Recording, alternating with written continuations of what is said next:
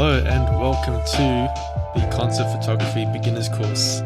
This is an introductory little course for anyone who has zero experience in photography, or even if you have a little bit of experience, there'll be things to gain from this. And we'll be getting you from nothing to having your first concert photography portfolio pieces by the end of the week. In 7 days. So yeah. With that said, let's just get straight into it. I'll see you inside my computer. So once again, welcome.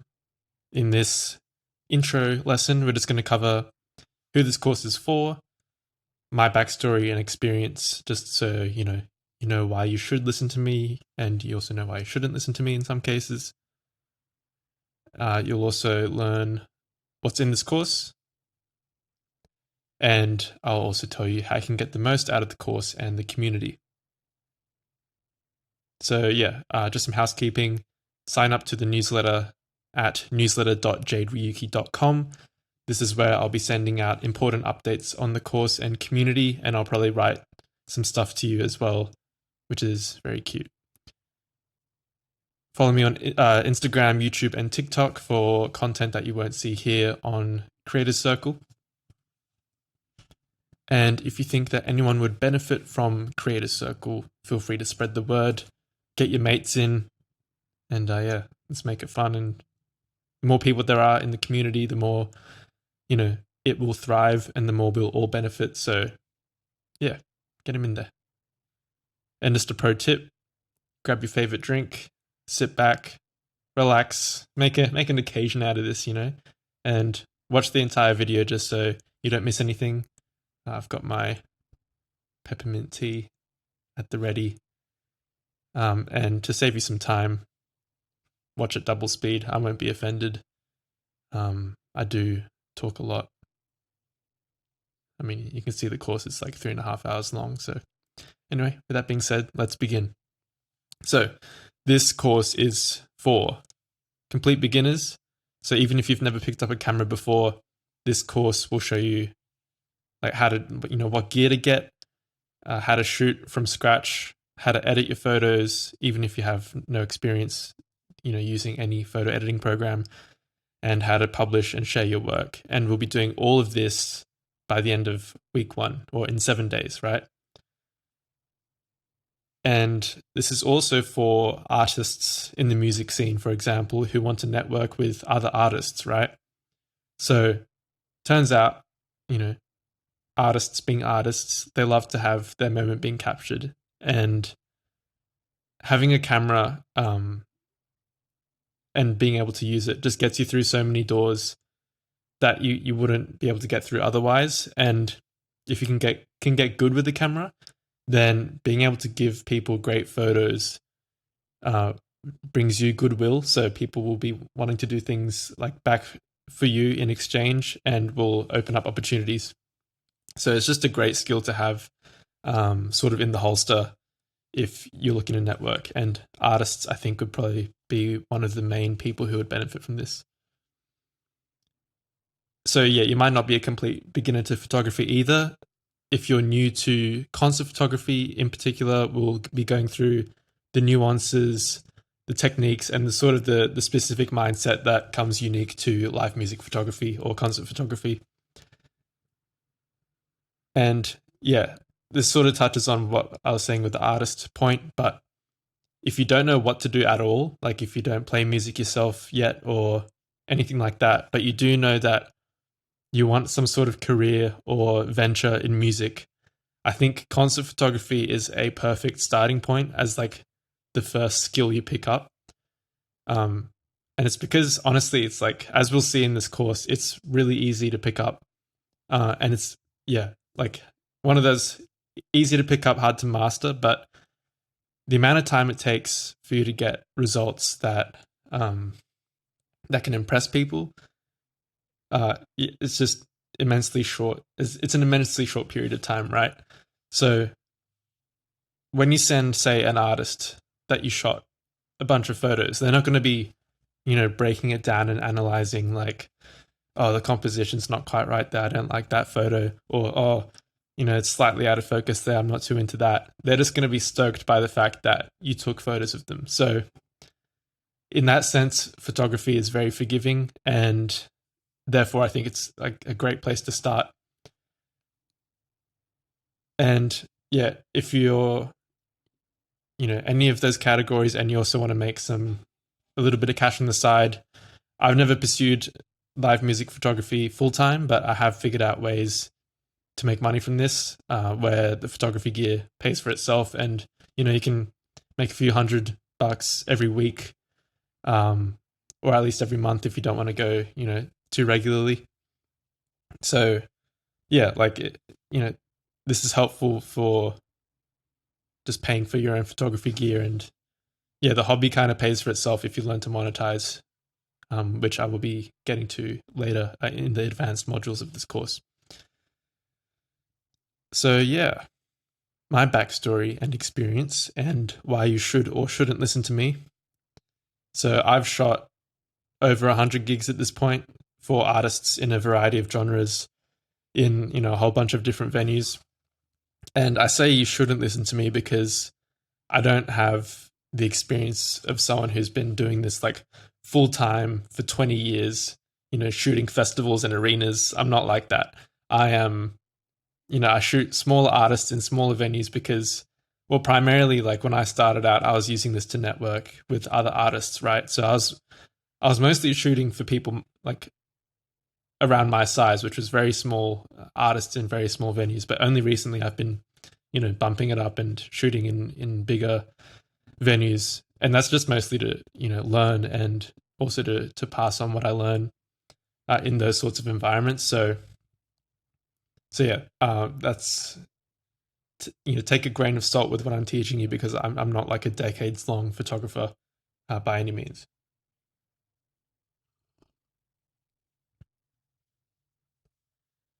And yeah, as I was saying, like I started out doing photography because I was actually in a band myself with a bunch of my mates, as you can see there. And I was trying to figure out a way of like, how can I meet a bunch of artists in my local scene in a really efficient way, and also, give them a reason to want to interact with me after the show, right? And I somehow decided that taking photos of them would be an effective way to do it. And I say that I played in a band because, in doing that, I also released music and have since released music or helped, friends' bands do release campaigns. So I have an understanding of what the artist needs in terms of photography assets. And I found that to be really helpful in sort of, in what I deliver to the artist when I take photos now. So this will probably make more sense once we go to the later parts of this course, but just planting the seed, I sort of know like the frame of mind of who I'm shooting a little bit. And just some more, to give you a better idea of my experience, as I said before, I've managed to make a side hustle out of this. I haven't pursued this like as a full-time endeavor, but back to what I was saying before about when I was trying to figure out a way to network with others, I thought, well, I may as well try and make a few bucks out of this as well. And as it so happens, I was able to make money out of this, and I'll be showing you how to do that once again in the advanced modules. But yeah, I have at least been able to monetize this to the point where, it's a few $100 more a week or per month, depending on your preferred cadence, and you can, have your photography gear pay for itself. So yeah, I'll be showing you how to do that later on. And here's some positive reviews, as you can see below, just to show that I have been doing this long enough to the point where I can, impress, well, at least I can get the artist to say they're impressed by the photos, and I've sort of been able to develop a professional service that people are pleased by. So there you go. Now, as for what's inside the course, so in this beginners module, we'll just be talking about the first shoot. So we're just going to get you up and running as soon as possible. get all the gear that you need, book your first shoot the photos, like shoot the actual gig, and then edit your photos. And so by the end of the week, you're going to have your first portfolio pieces in just like 7 days, even less if you want to go, ham on it. And then later in the course, in the masterclass, we'll be, going through in more detail how to shoot. So looking further into shooting techniques, creative approaches, and how to develop your own style as a photographer. How to edit your photos. So we'll be taking a very granular, detailed look at my Lightroom workflow, how I approach my edits, and again, how you can develop your style in the editing portion of the photography process. And more. And then in the fourth module, we'll be talking about approaching social media, building your portfolio site, and sort of presenting yourself professionally as a photographer, and gathering, testimonials like you just saw from before to collect and show social proof to sort of display your reputation as a photographer. And then in the fifth module, we'll be talking about booking. So how to reach out to artists to get in the door. And, I found ways to do this, even if they have followings that are way bigger than your own. I've shot for people with, 5, 10, 20, 100, 200 times my following size. And yeah, I'll just be going through exactly what I do to get in those doors. And then finally, we'll be talking about monetization, how to make money out of this, some methods I've used to make a side hustle out of live music photography.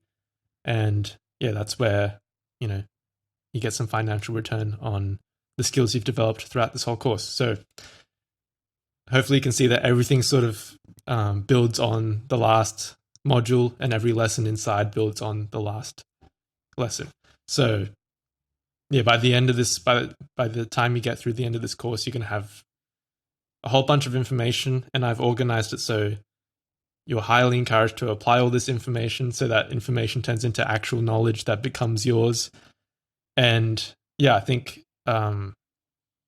there's a real potential transformation that can happen even just in week one. And that's why, it's structured as such. So yeah, that's basically what to expect across the whole course. I'm actually building this as I record, so certain things might change, but in terms of the overall structure, I'm going to say that's pretty much what you can expect. Now, in terms of how you can get the most out of this course, I just hinted at this, but it's all about taking massive action on what you learn, because, well, yeah, as I say here, apply what you learn here. I've designed this course to make it as easy as possible to do this by breaking it down into simple steps with actionable items, right? And then it's on you after that. I've done my part, and then it's on you to go out and actually apply that so you can develop your skills, so you're not just bloating your mind with information. And yeah, this is a big point here. Participate in the community.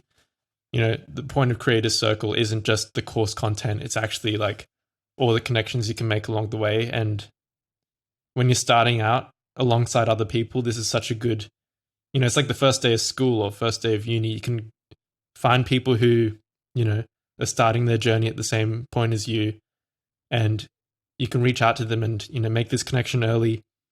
And this is how you sort of network super long term and learn from these people, and you can support each other as you both grow, and you can teach each other stuff as you pick up on certain things in this whole learning process. So I highly encourage you to get active in the community, make these connections, and these will last a long time. So yeah, get active, ask questions, share your progress and your wins, whatever they are, no matter how small, how big, and get feedback and also provide feedback. Yeah, overall, just get active in the community. It's gonna help you. So this leads us to the first task. I'll just do it on the desktop. So inside Creator Circle, as you can see here, this is the sort of main dashboard. You want to go to the welcome post. So things might look a little bit different by the time you're watching this, since this is pretty much brand new. but there should be some sort of welcome post, right? So you go in there, make sure you read everything here. Firstly, yeah, again, it's probably going to be different to what you see right now. It's going to provide all the information you need to just get started and get familiar with this platform. And then there'll also be a video just to talk you through, again, how to use this community. So please watch that. It's going to just help you get the most out of this, right? Once you've done that, you'll know that the next step is to make an introduction. So you can see this little action item, and that prompts you to reply to this post. So don't make a new post. Make a reply to this post here, introducing yourself. So I started this off by saying, hey, this is my name. I do X and I'm based in Y. I've done X, Y, and Z in the past. And, these are my other interests, right? So you want to just quickly paint a picture of who you are, what you're into, where you come from, because everyone else doing this course is going to come through here and see this, right? So you may as well, use this chance to make an impression and, just get some feelers out to see if there's anyone who's who might relate to you or connect to you, or not at all. It might be completely different, but somehow, strikes a chord. And this is your first opportunity. Again, it's like assembly on your first day of school to just say hi to someone and shake their hand virtually and make that connection, right?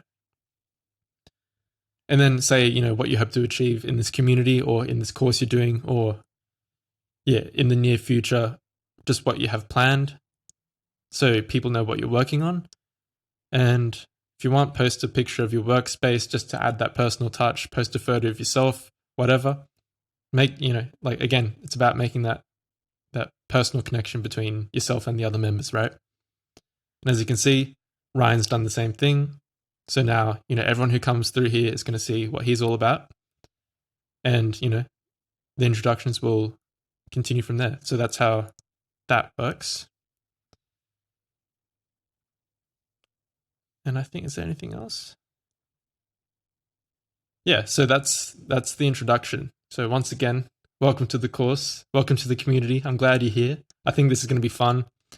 Again, this beginner's course is going to be a very quick, transformative process, and I'm really looking forward to seeing like how it comes out and what work you create. So yeah, if you're getting any value from this course, feel free to drop me a testimonial at this link or the link below, and there will be special prizes up for grabs. So just some extra incentive for you to help me out. And yeah, that's it. Let's get to work. This is just the intro, so I guess I'll just see you in the next lesson where we'll be getting into the nitty gritty. So I'll see you in there.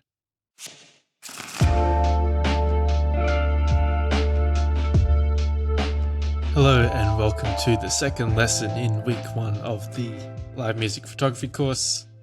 In this one, I'm just going to be showing you all the gear you need to get started, and yeah, let's just get straight into it. Shrink myself down. So in this lesson, we're just going to cover, before you buy anything, I'm going to tell you some ways to save yourself some money before you make your massive investments into camera gear, because stuff ain't cheap. And then I'll run you through what I recommend for your first camera body, and then your first lens, essential accessories for your camera, and computer and software that you'll probably want to import, edit, and upload your photos. And once again, if you haven't already, sign up to the newsletter to get important updates on the course and community. Follow me on YouTube, Instagram, and TikTok for content that you won't see inside Creator Circle, and just sort of follow my journey, because, as much as I'm making this course here right now, I'm also learning all the time and sharing what I learn in real time. And if you have a friend that you think would benefit from Creator Circle, spread the word, get them in here. It's a free community, so the more people there are, the more we benefit. And a quick little tip: grab your favorite drink, sit back, relax, and watch the video in its entirety. and watch at 2x speed to save yourself half the time. So let's begin. Now, before you buy anything, I'm going to drop the quote from the GOAT, Dominic Toretto. Doesn't matter what's under a hood. The only thing that matters is who's behind the wheel. And what the hell I mean by that in the photography setting is that it doesn't matter really what camera you use. Like, you could go and buy a $10,000, whatever's at the top of the range. And if you don't know how to use a camera, the photos aren't going to come out great. And the other way around, if you get a very experienced photographer with a very bad camera, they're going to find a way to take incredible photos, because it's all in the skill and the understanding of how to use the camera to take good photos more than the equipment itself. So, my point being, don't, blow thousands of dollars straight away, especially if you're just sort of testing the waters with photography. So some tips here: before you buy, anything, just ask around, especially if money's tight. Like, do your friends or family have any photography gear lying around? I'll be showing you, everything you need in a second. And if they do, just ask if you can borrow or take it while you learn, and sort of experiment with photography and get an idea of what you want to buy for yourself. Alternatively, go secondhand. I'm going to be suggesting some very common camera gear, so definitely take a look at the secondhand market for a good deal. Cameras tend to be a pretty good sort of type of item to buy secondhand if you, as long as you don't get anything with a massive shutter count or nothing that's been completely thrashed about. And otherwise, if money's tight, just find ways to improvise and, do your own research as well. If you want to find something that's lower budget than anything I suggest, we're going to be talking about laptops in a second, but for example, if you can't afford that right now, just make do, use your phone to edit photos for now, or go with fewer accessories than the ones I suggest, and just do this until you can afford to buy each piece of gear and sort of start to build up your collection of equipment. With all that being said, some cameras and lenses will struggle more than others in a live music setting, so I've pulled together some recommendations from my personal experience and also just from what I've seen online for how to get these pieces of gear will just get you started. And to aid you in this gear purchasing process, I've pulled together this little document for you. So just click the link below this video and use that to follow along. So for the camera body,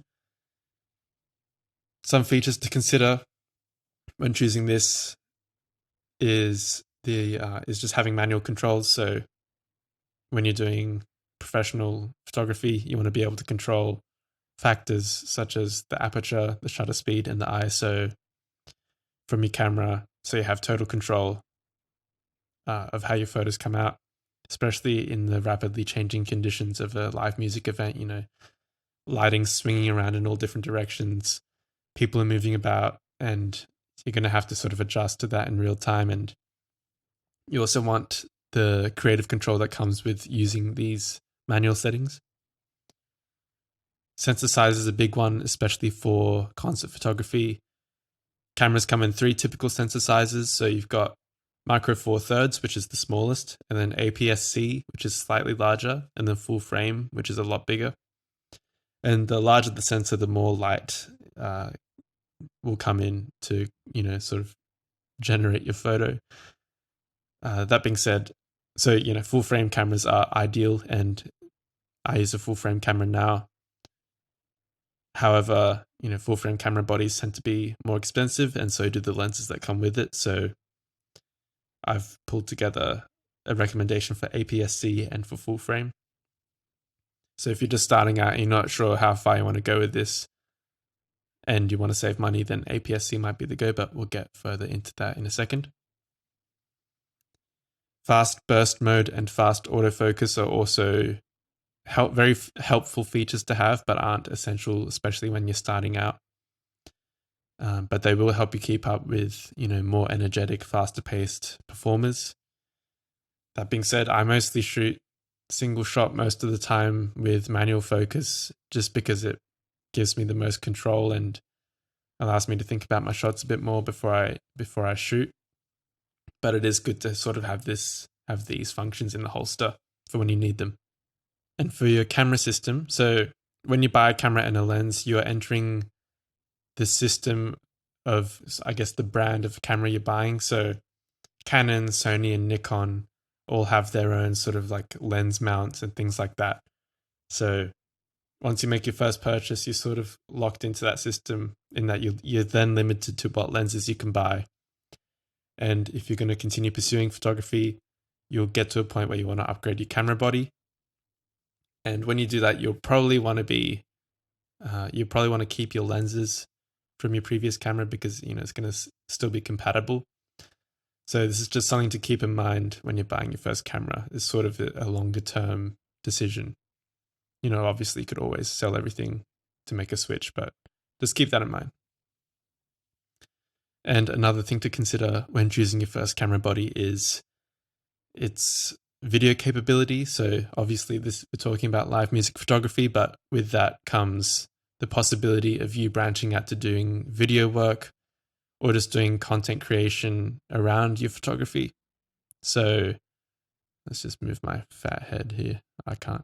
So just try and use a camera that has, decent video capabilities. So that means high resolution, like 4K resolution, 24 or 60 frames per second, and even little features like flip out screens, or having the ability to mount a mic on top for better audio, just things like that to take better videos. Just again, not crucial right now, but just something to consider since you're investing money in this first purchase.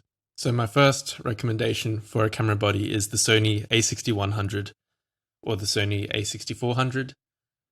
This is a good entry point into the Sony camera system. So like I was saying before, when you're buying your first camera body and your first lens, you want to consider, what's going to happen when you upgrade your camera body. So if you get this and you get a lens for this camera, you'll be able to use that lens on, say, a better camera down the line, like a Sony a7 III. And I can vouch for the Sony name in that case. They're very, high quality and commonly praised as well by other photographers. The a6100 and the a6400 both have fast autofocus and a very fast burst mode at 11 frames per second, which, like I said before, is just going to help you keep up with, the more energetic performers and just the fast pace that comes with live music photography. This uses an APS-C sensor, which is, as we mentioned before, the smaller sensor, so it's not going to be as good in those low light conditions, and it will struggle in extremely dim conditions, like, say, a stage at a dive bar, as opposed to, a larger venue where they just flood the stage with light a bit more. So just something to consider. Yeah, this camera will struggle a little bit more. That being said, it does have very high ISO settings, which is sort of helpful for countering those low light situations. And ISO is just like the sort of a setting you can adjust that increases or decreases the sensitivity of the sensor. So, the higher the ISO, the more sensitive it will be to light coming in, therefore the brighter your image. And these cameras also have 4K video capability with flip out screens. So yeah, this is just good. Again, if you want to start video work, or you want to make content around your photography, or say, if you're an artist and you want to make content for your music work or your band, this has the functionality to make videos.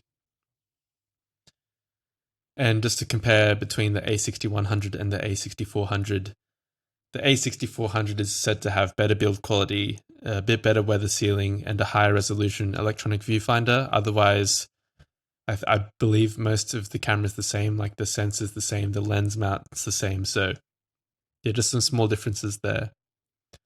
And from what I've seen online right now, the A6100 is sitting at about 1,250 Australian dollars, but that's new. You'll be able to find it cheaper secondhand. And the A6400 is approximately 1,400 Australian dollars new. Now, my mid-tier recommendation, and this is what I use, if I can get back in focus, there we go, is the Sony a7 III or the a7 IV. I personally am using the a7 III, which is what you're seeing right now. And like the previous cameras, fast autofocus and burst mode, which is going to be super helpful in those high-octane, energetic live music situations. This has even higher ISO capabilities than the last cameras, which again is going to be super helpful for low light situations, which you will run into, especially as you're starting out. This has a full frame sensor instead of an APS-C sensor, which is really good for low light. And I initially shot on a Micro Four Thirds camera when I started out, and when I changed to the Sony with the full frame, it was just a world of a difference how much better it did in shitty little venues with not much lighting. So, if you have the budget and you know you're going to do this, then I say just go for the full frame, but it is also a lot of money, so I'll understand if you don't. But yeah, like in live music photography, full frame is just, it's sort of the go. And these two cameras also have IBIS stabilization, whereas the A6000 series ones do not. At least the 6100 and the 6400 don't.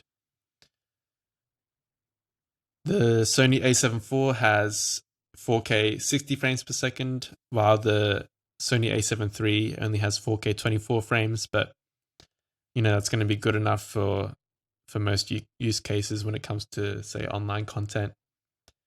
And the a7 IV has an articulating sort of like flip out screen, whereas the a7 III just has like a fold out. I don't know how to put that. The a7 IV has like an articulating, like a fully articulating camera screen, while the a7 III camera display sort of pulls out and tilts rather than swinging out completely, so you can't actually see yourself if you're filming with the a7 III. So just, small feature, but just another thing to consider when making your purchase. And yeah, so the a7 III camera body is currently going for about 2.2 Australian new, and the a7 IV is going for about $1,000 more. So honestly, this is why I went for the a7 III. All those extra features weren't worth $1,000 to me. So yeah, I just sort of went with that. And that leads us to your first lens. So some things to consider here while I get my drink of water. First suggestion I'd make is to start with a prime lens. So there are two types of lenses pretty much, and that is prime lenses and zoom lenses. So a zoom lens, you can sort of zoom in and out between two focal lengths, whereas a prime lens is fixed at one focal length, meaning you can't zoom. Now, the prime lenses are advantageous in that they can usually take in more light than a zoom lens, which is going to be a massive help in low light environments. And when you're starting out, you're going to be in a lot of very low light environments.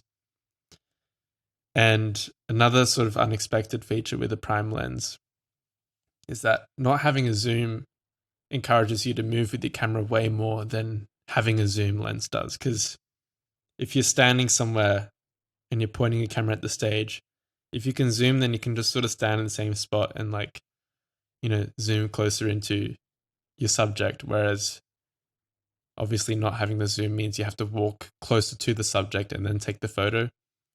And it doesn't seem like a big deal, but it sort of teaches you how moving through space really affects your shots. And this is just a really good thing to learn when you're starting out, because, a lot of people when they start out, they sort of tend to want to stay in the same spot.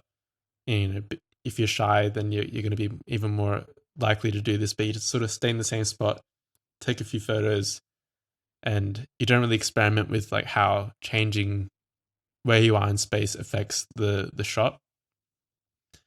So that's why I recommend a prime lens. It just really makes you focus on moving the camera through space to change your shots and to, you know, um, move each subject in your frame. And it sounds like a really limiting factor to not have a zoom, but you can always just punch in on your image by cropping when you go to edit your photos. Another thing to consider is whether or not the lens you buy has autofocus. So some lenses actually don't come with autofocus, or it might not be compatible with your specific camera body. Now, this isn't a major issue since, I mostly shoot with manual focus anyway, but when you're going to buy a lens, you're dropping hundreds of bucks. You definitely want to know, at the very least, if your lens is autofocus compatible. And this sort of touches on the first point, but the focal length of your lens is part of the decision-making process. Many people recommend a 50mm as your first prime lens. They call it like the nifty 50. They say it's, the most natural looking lens compared to, say, just like human eyesight. But in the context of live music photography, especially in smaller venues where you'll be starting out, I think 50mm is too tight. I've used a 50 in the past. I just found it to be a little bit too tight and a little bit too zoomed in looking for me to get a good variety of shots in those smaller venues.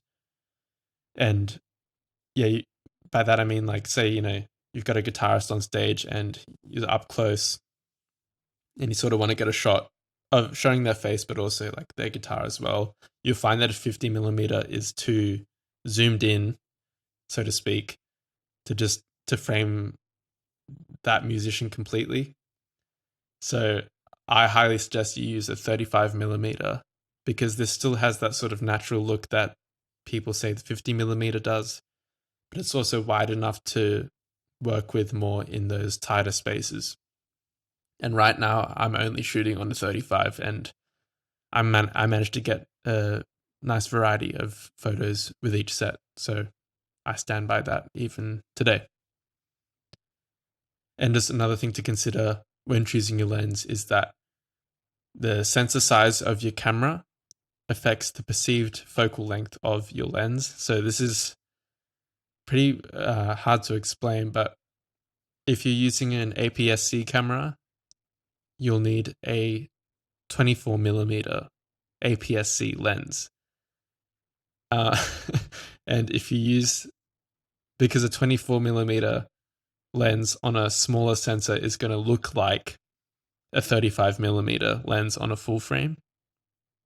So yeah, just something to consider. The sensor size does affect how your lens actually looks because of the crop. So yeah, keep that in mind if you're choosing your own lens. If that's too much to think about, I've done the thinking for you with these lens recommendations, so don't worry. So this is the recommendation for the APS-C camera bodies. So if you've chosen the Sony a6100 or 6400, then I recommend the Samyang 24mm f1.8 with the Sony FE mount. So as I was saying before, I know it says 24mm, but it's going to look like a 35mm. Like, it's going to look like how a 35mm lens looks on a full frame. So yeah, it's hard to explain, but this is going to give you 24mm on a crop sensor or on an APS-C sensor is going to look, it's going to have that natural look that's still a wide enough angle to sort of fit in those smaller spaces. I hope I'm making sense there. And this also has autofocus. So, like I was saying before, you can use autofocus to keep up with faster moving subjects on stage.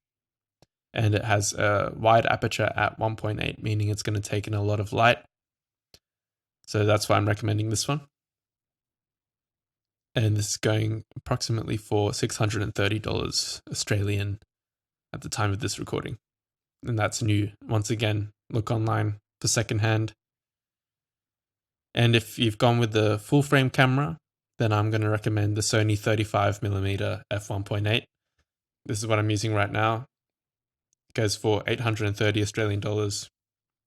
It has autofocus, and like I said, it's the only lens I use to shoot right now, and I find that it works just fine for, the close-up shots I do and shots from a distance as well. And yeah, it's just been sort of my workhorse, and I highly recommend it, especially when you're starting out. So this leads us to what accessories you'll want for your camera. So these will most likely come with the camera body you buy, but having a spare battery or two is going to be, if anything, just peace of mind. For, in case your camera dies during a set, you have the backups there. If you're extremely strapped for cash, don't worry about this. Just go with your one battery and just probably aim to shoot like 1 or 2 sets at a time before recharging. You'll need an SD card for your camera to save the photos onto. Then you'll need an SD card reader if your computer or laptop doesn't have one built in. This is what you're going to chuck your SD card into to import your photos into your editor. And you'll probably want a camera bag to hold all this stuff in. I just, where is mine? I just have this little guy, just so it's, really lightweight, really portable, and not cumbersome.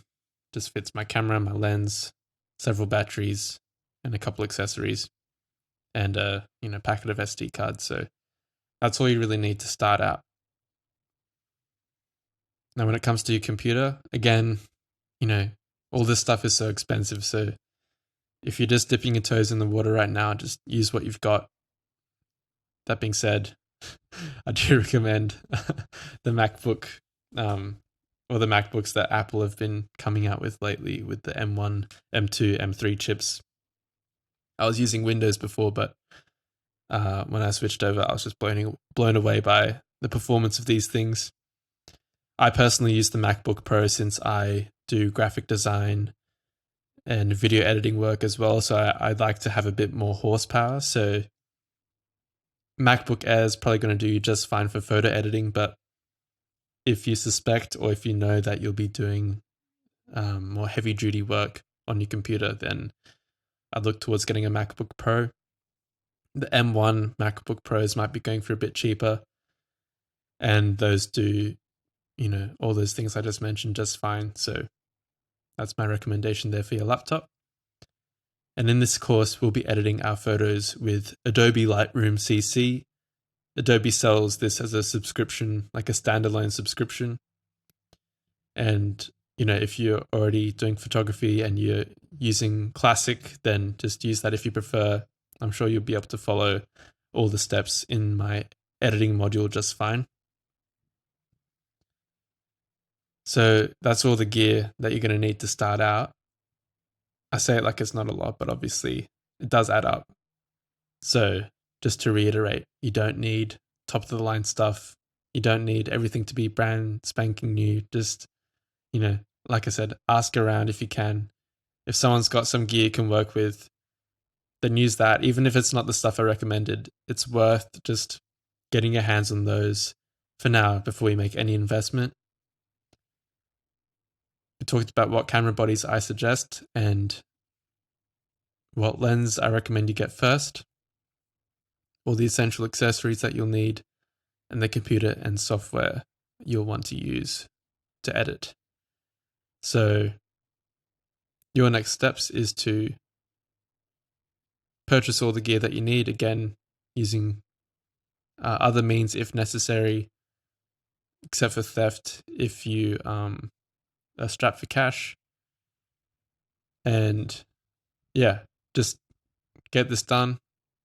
Get everything you need to get up and running, but, again, work with what you've got. It's no big deal if you have to edit the photos on your phone for now, because you're just learning and the principles will still apply, and they will carry over to when you have, the laptop or the computer. So yeah, don't stress too much if you can't get exactly what I've listed here. So yeah, that kind of wraps it up for this lesson. Again, if you're getting any value out of this, come and drop me a review at testimonial.jaderyuki.com. There are special prizes up for grabs, so definitely do that. And that's the end of lesson 2. In the next one, we'll be talking about choosing your first gig and preparing for that. So we're sort of getting to the point where the rubber meets the road. So it's very exciting. And there's a police car coming, so I'm going to leave it there.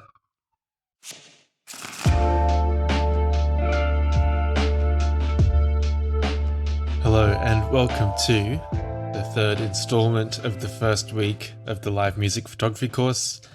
Today, we're going to be talking about how to choose your first gig. And yeah, this is where, the rubber meets the road. So let's get straight into it. So what we're going to cover in this lesson is where to find gigs in your city. And we'll be running through a real-time example of how you might choose your first event and how to prepare both mentally and logistically for your first shoot. If you haven't already, sign up to my newsletter at newsletter.jaderyuki.com. That's where you'll get important updates on the course and the community. Come and follow me on these channels so you can see content that you won't see on Creator Circle. And spread the word if you think Creator Circle would be beneficial to someone you know. And a pro tip, grab your favorite drink, sit back, relax, and watch the video in its entirety. And watch at 2x speed to save you some time. So, how to find gigs in your city. Now, if you're lucky to have a pretty bustling music scene, your city should have a local gig guide, either made by some independent person out there who's just passionate about the scene, or by, your the government or the council even in your area. So you can just search your city plus gig guide in Google to find out what shows are on. And since this is your first shoot, you're just going to look for a small sort of indie sort of gig to start out with, instead of, say, like Post Malone at, an arena, because, we just want to get you in and get started. We don't want to face any roadblocks in terms of entry. So that's why we're starting small. And also it's going to take all the pressure off you. And if you can't find a guide, you can just look up small venues that are in your city and then check their websites and their social medias for shows. So for your first shoot, and I'm going to recommend you do this for your first couple shoots, either pick a free event where you don't need to buy a ticket and you don't need permission to enter, or buy a ticket for a cheaper show, like I said, at a smaller venue, or ask a friend who's a musician who's playing some shows in the near future. Use these methods to get your first shoot. I'll teach you later on how to sort of reach out to artists with DMs and things like that to get on the door for free or even get paid to shoot. But right now, it's all about just getting to a stage and taking photos and practicing. So to give you one less thing to worry about right now, just use one of these very simple methods. So yeah, we'll be looking into sort of how to scout out an artist that's good for shooting and what venues are good. So yeah, we'll get into the details of choosing your gigs later. So for now, just pick an artist whose music you like or whose look whose I guess aesthetic you like the look of, and choose a smaller venue that has decent lighting. And then once you've done all this, go and put it in your calendar. You just want to lock in the date, lock in the time, and commit to this first shoot. And do this either once you've bought your ticket or you've sort of locked in your free event or locked in an event that your friend is running. And so we're locking in this date so we can then move towards it. as you get familiar with your camera, as there's going to be some course content that sort of prepares you for this first shoot. So let's go ahead and look at this in real time.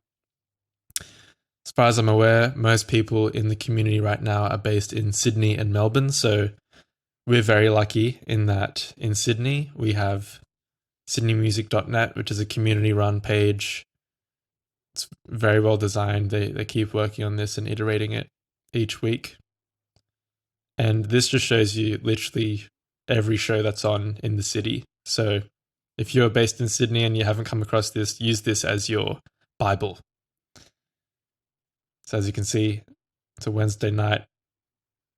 All these acts are on, shows you what time, whether or not the event's free, which is perfect for your earlier shoots. And it also shows you who's supporting. So say I don't know anything about Sydney, I might look up, okay, who's Pookie? So I'll go to Instagram, search Pookie, see if anything real comes up. Okay, I can see this artist here. Some people in my network are already following them. So that must be an artist of some sort. Okay, I can see from their feed that the performers got professional photography in there already. So I'm getting a sense that this person is pretty established. Obviously, their following supports that. So this would be someone I would be inclined to shoot, especially as I'm starting out. So from there, I'll sort of look at, well, firstly, it's free, so that's already a plus for me. And then I might want to check out the venue that they're shooting at. So White Bay Power Station.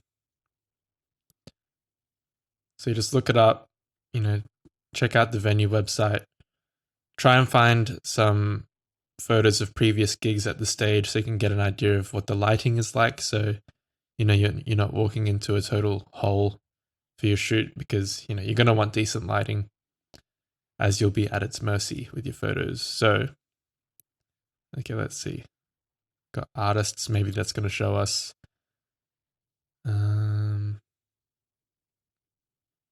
Nope. Okay, I'm not finding any photos of a stage, so I'm going to go back out here. Just use Google Images. Okay, I'm looking this up and I'm not finding any musical performances. So maybe I can check out their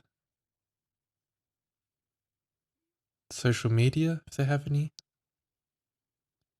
So as you can see, the research part of this is a lot of just scrounging around and trying to dig up some information. Instagram is always going to be your best bet to find some details. So here we go. There's a stage already, but it's not music, so I can't quite trust that.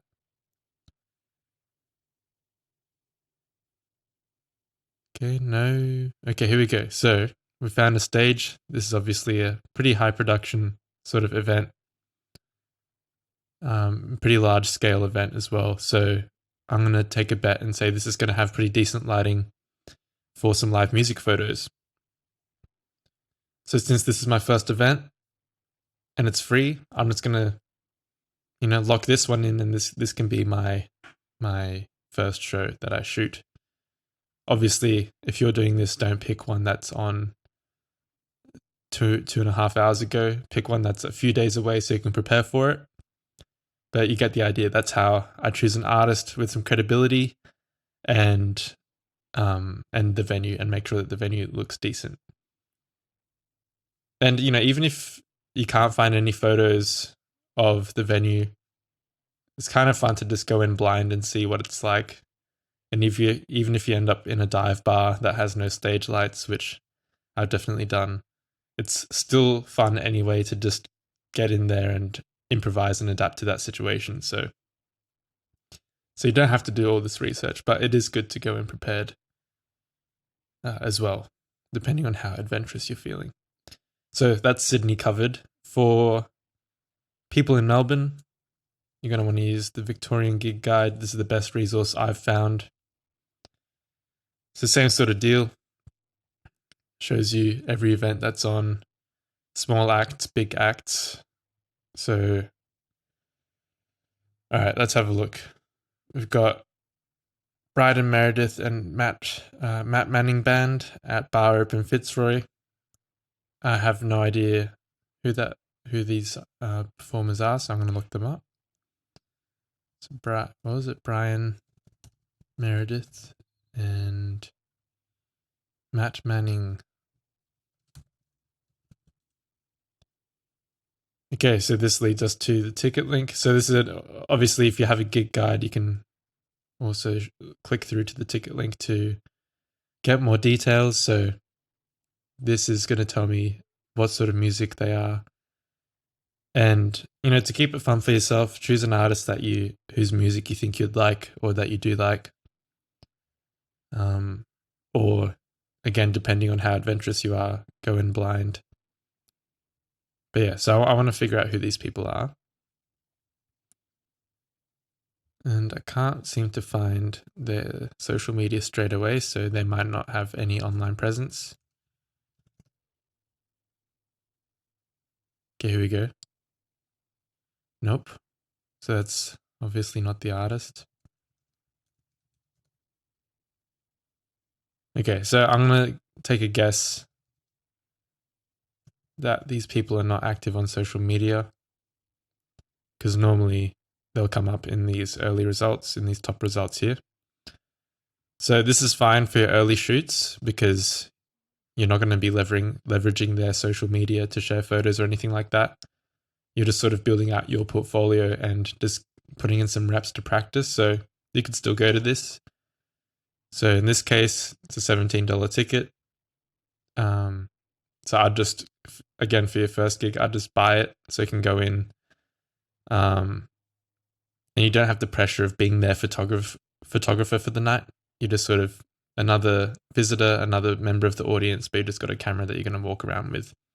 This is just going to ease the pressure. You don't have any responsibilities to do a good job or anything like that. You can just sort of use this as your one of your practice rounds. So, okay, we've got the artist, sort of the genre we want. We can't find the social media, but that's okay. Let's check out the venue and see how that looks. So it's called Bar Open in Fitzroy. I won't use Google Maps right now, but you can check out their website.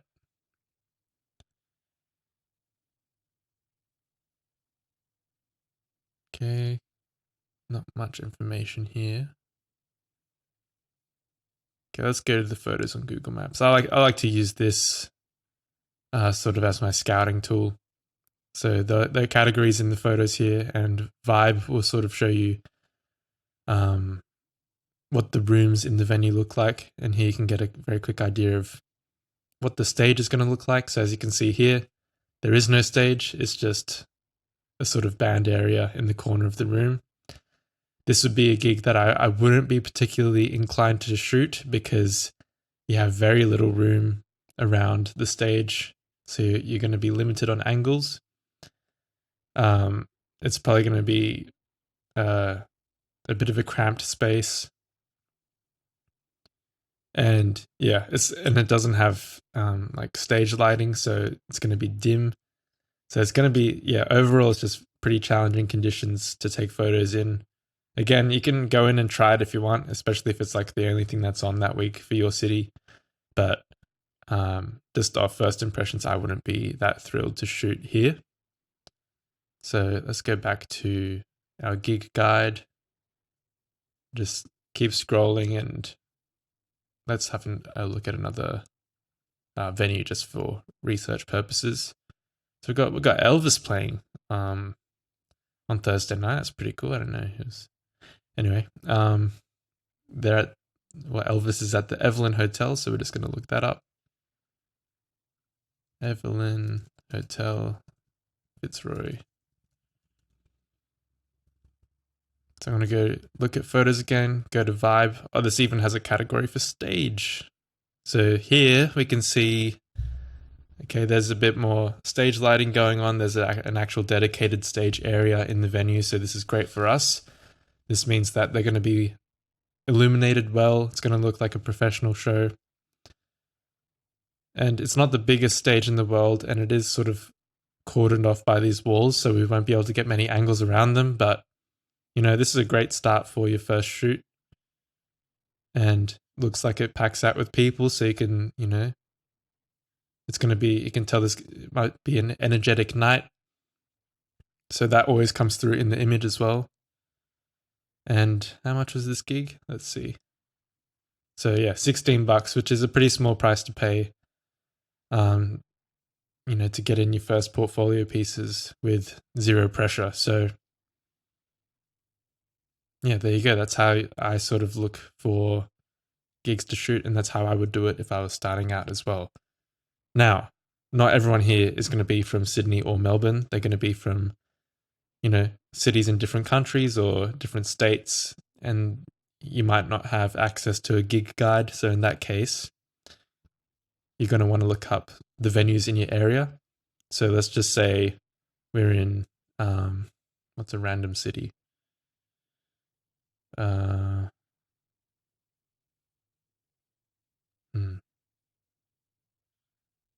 Let's say Chicago.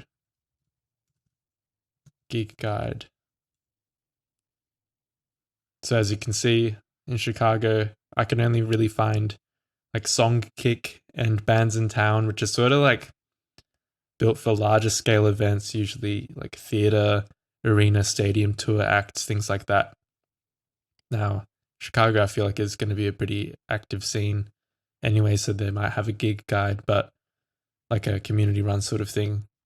But for the sake of demonstration, we'll just pretend that there isn't one, in which case we want to look at music venues. So you want to find, again, like small, not like dive bars necessarily, but between that and say a theater size venue where you can sort of just get a ticket for like $20, $15, because that's going to be the size of venue that you can both buy a ticket for and be able to move around in the space as a photographer. Whereas larger rooms like say a club or a theater, all the photography areas are going to be cordoned off, and you're sort of going to be like stuck in the mosh pit, which isn't ideal for getting different angles for the shoot. So yeah, again, as a beginner, just another reason why to start small. So here there's a sort of venue guide. This is also good for photographers if you're traveling and you're going to a different city. This is just I just want to show you how I would approach finding gigs to shoot. So as we can see here, all right, Lincoln Hall. I have no idea what any of these venues are. So, okay, just looking at that looks like the sort of size of venue that I'm looking for. And that might even be a bit big. But let's look it up anyway. Lincoln Hall, Chicago. So I'll go to the website. Well, actually, let's first look at the photos.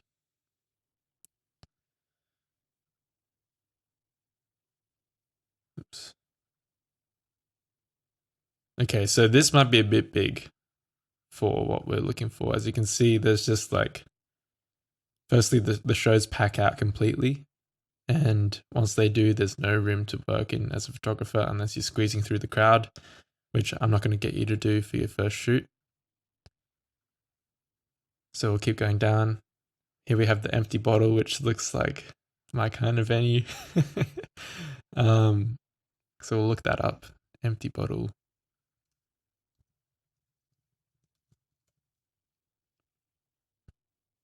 Okay, see photos. Is there anything? Here we go, got stage. So they've got an outdoor stage thing going on. So it looks like, okay. Oh no, they've got an indoor section as well. So this size venue looks kind of good. This looks more like what we're looking for. Stage lighting is non-existent. They've got these sort of floodlights here, which isn't great because, as you can see, the light's just shining straight to the middle of their bodies and nothing's really hitting their face. Lighting's not great in these either. Okay, so I'm not thrilled by this one, but as you can see, I'm not trying to show you how to get the perfect venue straight away. I'm showing you how to sort of vet the venues in your area and see which ones are better, which ones are worse. So I think this is all valuable to show anyway. So yeah, this one I'm not too blown away by it as a place to shoot, but it's also not impossible to take photos in. So again, for your first gig, might be the go. Let's keep looking. Got the hideout. Seeing straight away that's an outdoor stage, pretty small, no stage lighting. Looks like a daytime sort of deal. But we can have a look anyway.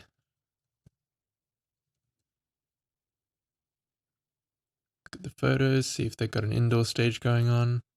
Looks like they do.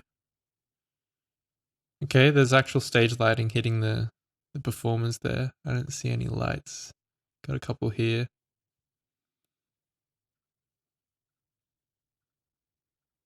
Okay, this might be decent for the first shoot. It's not terrible. And it looks, doesn't look like a place that totally packs out. It seems a bit more chilled out, which might be great for, just getting some practice, practicing moving around the room more and really experimenting and just seeing what works. So I might go with this as the first gig, in which case, okay, like I like the look of this place, so I'll check out their website.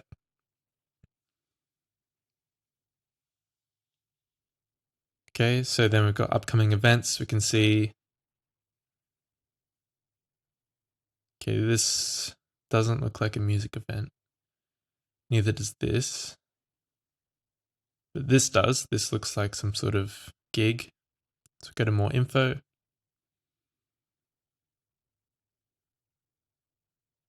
Okay. Paul here on his debut LP, blah, blah, blah. So you can just see the keywords here that suggest that it is a musician or a music artist, in which case I think we found our first gig in Chicago. So I'd lock in the date, just chuck it straight in your calendar, buy the ticket. This is in sort of in the price range I was talking about, 18 American bucks. And that's how it's done. That's how you sort of vet artists and venues for this first little shoot. So with that being sorted, let's jump back into the presentation. So that's how it's done sort of in real time. You can get an idea of just what my thought processes are as I'm scouting. And as you can see, it's pretty simple. So to prepare for the gig, obviously just charge your batteries and pack everything in your camera bag. Bring a spare battery just for peace of mind. And also, if you're shooting multiple artists in the same night, having that spare battery will carry you through the night. And you'll also want to bring a spare SD card just in case anything happens to your first one. And again, mostly just as peace of mind. That being said, if you're strapped for cash and you just want to practice for now, don't need to bring these, but you will want to get some spares down the line pretty soon. And that's pretty much as far as it goes in terms of logistics. So one question you might have in your head is, do you need permission to shoot these artists beforehand, like before going to the gig? And the answer is no. It's very normal for photographers to be shooting an artist on stage. That being said, if, since this is your first time shooting and you're already, might be feeling a little bit shy or apprehensive, if it makes you feel more comfortable, you can ask the performer like on the stage before they start their set. And they're going to be totally fine with it. It's very normal, and every artist wants photos of themselves anyway, so they'll be delighted. And if you are feeling shy, just some words of encouragement here. This line of work is pretty cool because when the performance starts and it's time to start shooting, you just turn completely invisible. You just become like this little ninja with a camera just jumping around the venue, and you sort of slink through everyone and no one really seems to notice. But a little tip is to wear all black so you don't stand out. It's also just a very simple way to look professional. It's just sort of the standard working in the music industry at live events anyway. And I've even had an artist's manager comment and say, "Look, I appreciate you wearing all black." And then she proceeded to let me like jump on the stage to get photos around the side of the artist. So It's just a professional look that will make a good impression to other professionals who happen to be there. And the alternative is like you rock up in a bright white t-shirt with jeans. You're not going to look like you take this seriously. You're not going to look like, and you're also just going to stand out and reflect more light. So we're all black. And yeah, just some more words of encouragement. The spotlight's on the artist on the stage. No one cares about you.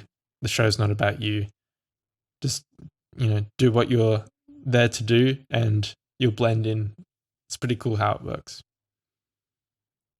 And if you feel nervous that you're not going to take good photos, this is why we're starting out doing stuff for free without the artist even knowing that we're there.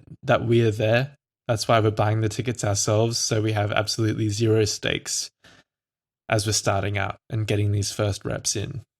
Because, at the end of the day, if the photos do come out bad, if your finger's in the photos for all of them, you just learn how to do better for next time. And you can just repeat this again and again and again, doing free gigs, shooting for your friends, or buying the tickets yourselves.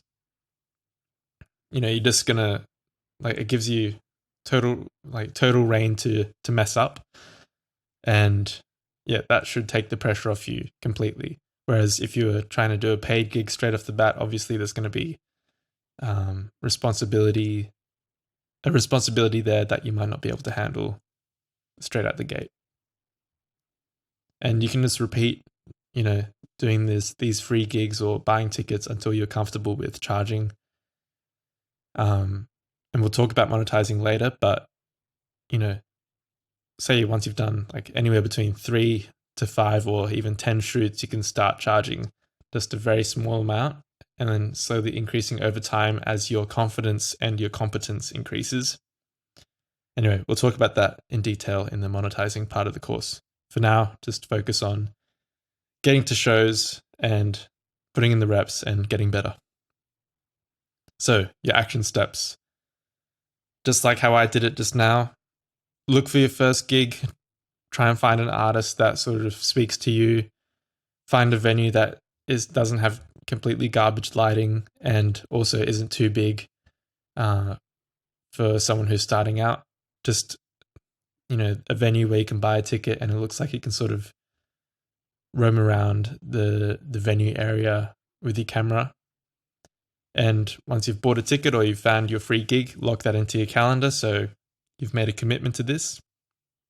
And also so you have a deadline for which you can do our preparatory work that we'll be doing in the next lesson.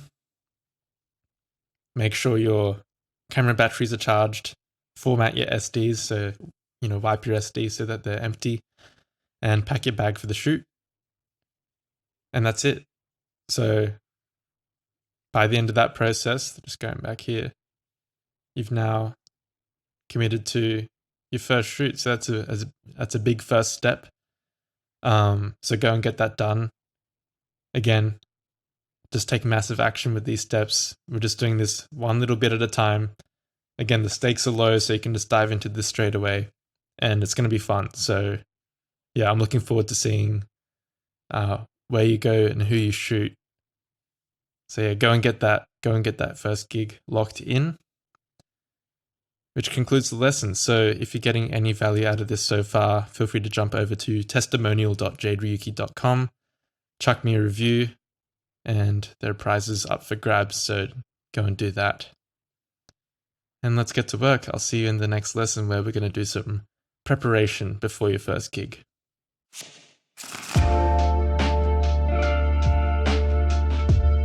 Hello and welcome to the fourth lesson in week 1 of the live music photography course. Today we're going to be talking about some basic principles and just some methods to learn your camera and develop some muscle memory with it, and also some recommended camera settings for specifically for live music photography. So let's get into it.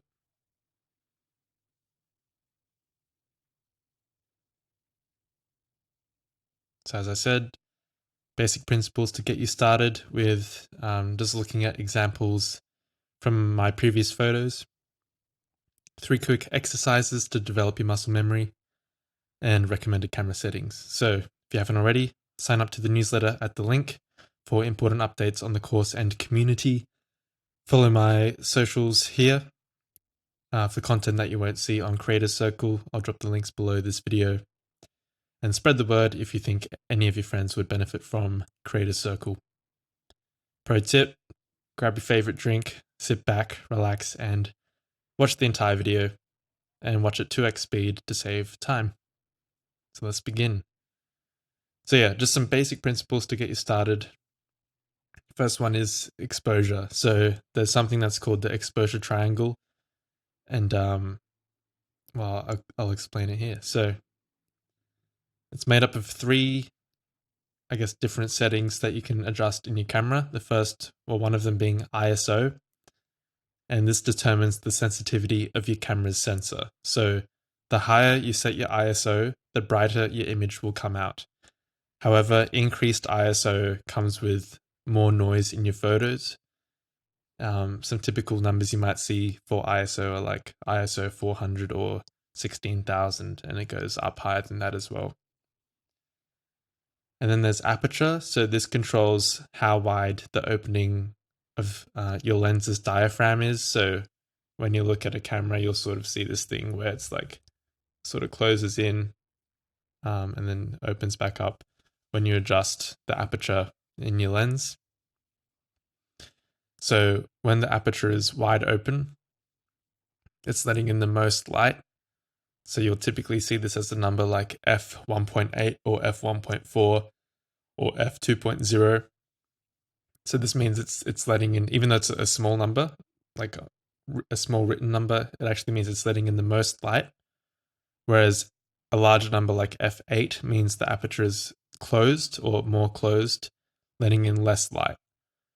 And yeah, so changing the aperture also has this secondary effect of changing how much of the image is in focus. So a photo taken, well, we'll look at examples in a sec, but a photo in f1.8 might have like a more blurry background, like you can see behind me. My hand is going to be blurrier than my face, whereas a more closed aperture will have both elements more in focus. And then there's shutter speed, which determines the length of time your camera shutter is open and letting in light onto the sensor. So using a longer shutter speed results in a brighter image because it's letting in more light. And since it's letting in light over a period of time, there's also going to be motion blur. So say I take a photo of my hand moving across the plane or like moving across space. If the shutter's open for longer, that means my hand's going to be moving across space throughout that duration. So obviously in the photo, there's going to be a blur between those 2 points. Whereas a shorter shutter speed, where it might just capture my hand at this point in space because it opens and closes in that time, it'll result in a sharper image. But also since the shutter was only open for a shorter period of time, the image will also come out darker. And then, so these three settings sort of work in harmony to determine what the overall exposure in your image is going to be. So let's have a look here. If you overexpose your image, that means your highlights will be blown out. So say like if I overexposed a photo of me sitting here, all these bright parts of my face would sort of be like cranked up and just completely white and blinding. And if you're underexposed, then everything will look dark and you'll have to sort of crank up the brightness in your edit, which will bring out a lot of sort of visual noise. And in both cases, like when you both overexposed or underexposed, you're losing details and data in your image. So you want to expose your photos properly so you avoid this, so you have the most data to work with in your edit. And just a typical rule for exposure is you want to expose your photo to the brightest part of the image. So when you're taking a photo, you want to look at the highlights and make sure that they are bright enough but not so bright that it's blown out. And you don't want your photos to be completely dark. How I sort of approach this is I err on the side of overexposing, just to avoid noise when possible. So yeah, that's the exposure triangle. I'll show you some examples now of each of those settings and what the effects of them are.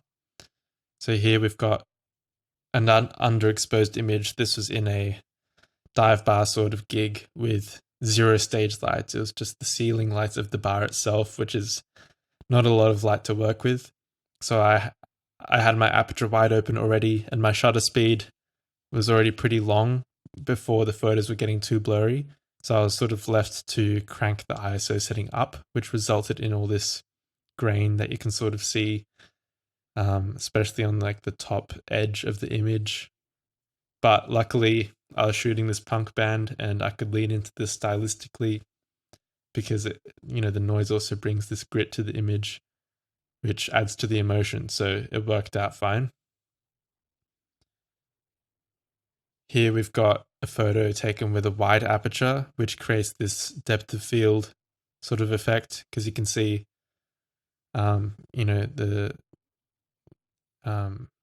the performer at the front of the image is out of focus. The two performers at the back on each side are a little bit out of focus, but the chick with the hat is in focus. So if this was taken with a more closed aperture, more of the elements would look in focus. So you can sort of use this, you can use aperture to create a depth of field, which you can then use to create focal points in your image, which is good for sort of telling more of a story or emphasizing certain parts of your image.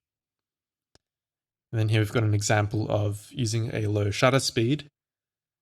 And you can see, this results in a brighter image, but it also results in more motion blur.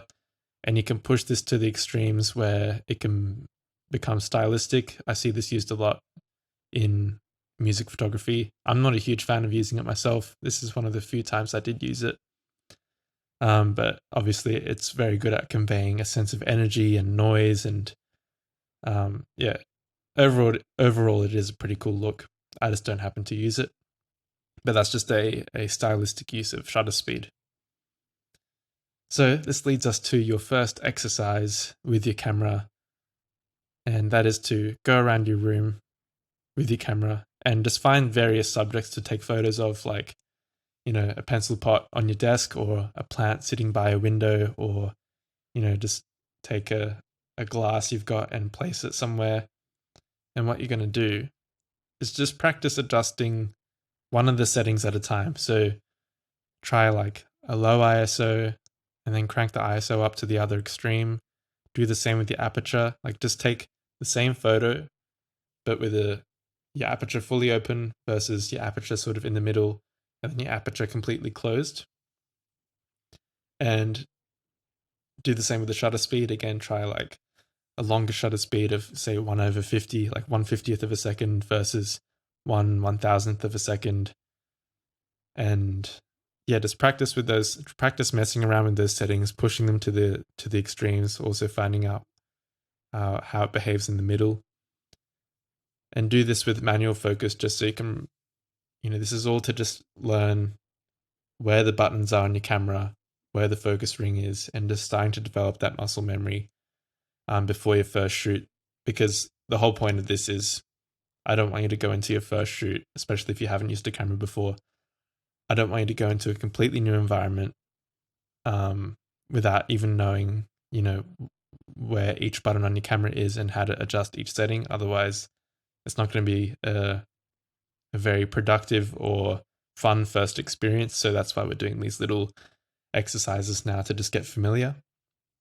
So once you've sort of pushed each setting to its extreme, try and adjust them now to take like a well-exposed photo as well. So something that doesn't look completely blown out and something that doesn't look too dark.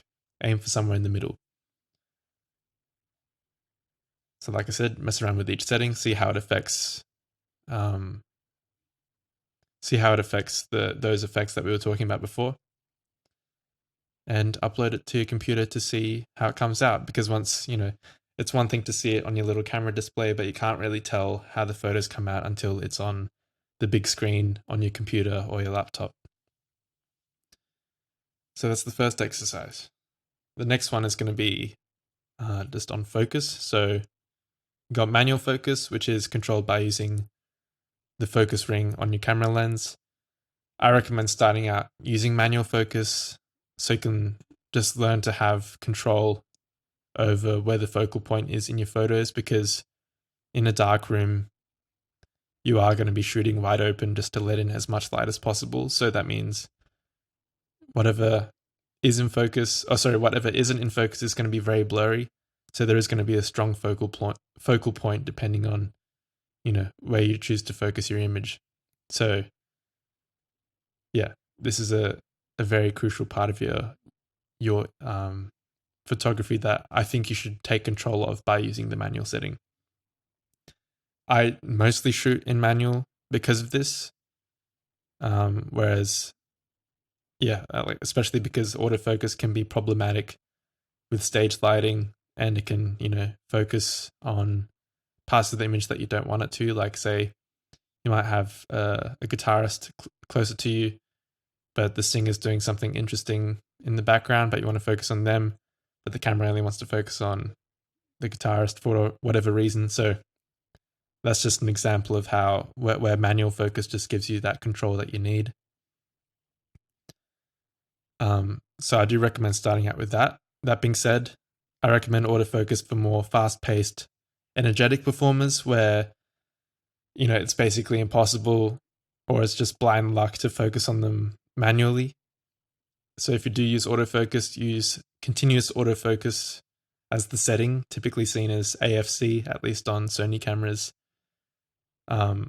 Just for those performers that are running left and right and jumping up and down, and it's hard to keep up with. So here's an example where manual focus is good for, obviously focusing on someone in the background. Whereas if I used autofocus, my camera will want to, focus on this guitarist's elbow or the person in the middle, which is not the point of this shot. So yeah, getting ahead of myself here, but you can also see how having foreground elements makes for a little bit more of an interesting image, even if this photo is a little bit weirdly framed, but whatever, you get the point. And this here is an example of a performer. This is Down Girl at the Duke in and more. They're a very fast-paced, high-energy, sort of high-octane band. Like I said before, just running left and right, jumping up and down, wreaking havoc. And this would be the type of performer where autofocus might be a bit more suitable to keep up with them. So that leads us to exercise 2. If I get a sip of water. So this time you can look around your home again, but look for places where you have both a foreground and background element in your photo. So this might be like you could go to your hallway, go to your door, go down to where your shoes are sitting close up in the foreground, and then your hallway rug sort of receding into the background to, say, like a plant pot at the back of your image. And then what I want you to do is just, or another example, a vase sitting on your dining table up close, and then your couch and coffee table, sitting in the back. And just use manual focus to take 2 photos of these frames, like, find these sort of arrangements in your house and shift between the foreground and background elements. So this is going to get you sort of familiar with operating a focus ring, moving between foreground and background elements, and then also just nailing your focus. So a tip I can suggest here is to enable a setting called Focus Assist, or MF Assist, or Manual Focus Assist, where basically your display will zoom in as you're moving the focus ring, so you can really see in detail if your focus is locked in. But yeah, here's exercise 2, just to get you familiar with, now that you know how to expose your image a little bit, you can work on getting things in focus. Focus, focus, focus. which leads us to basic composition.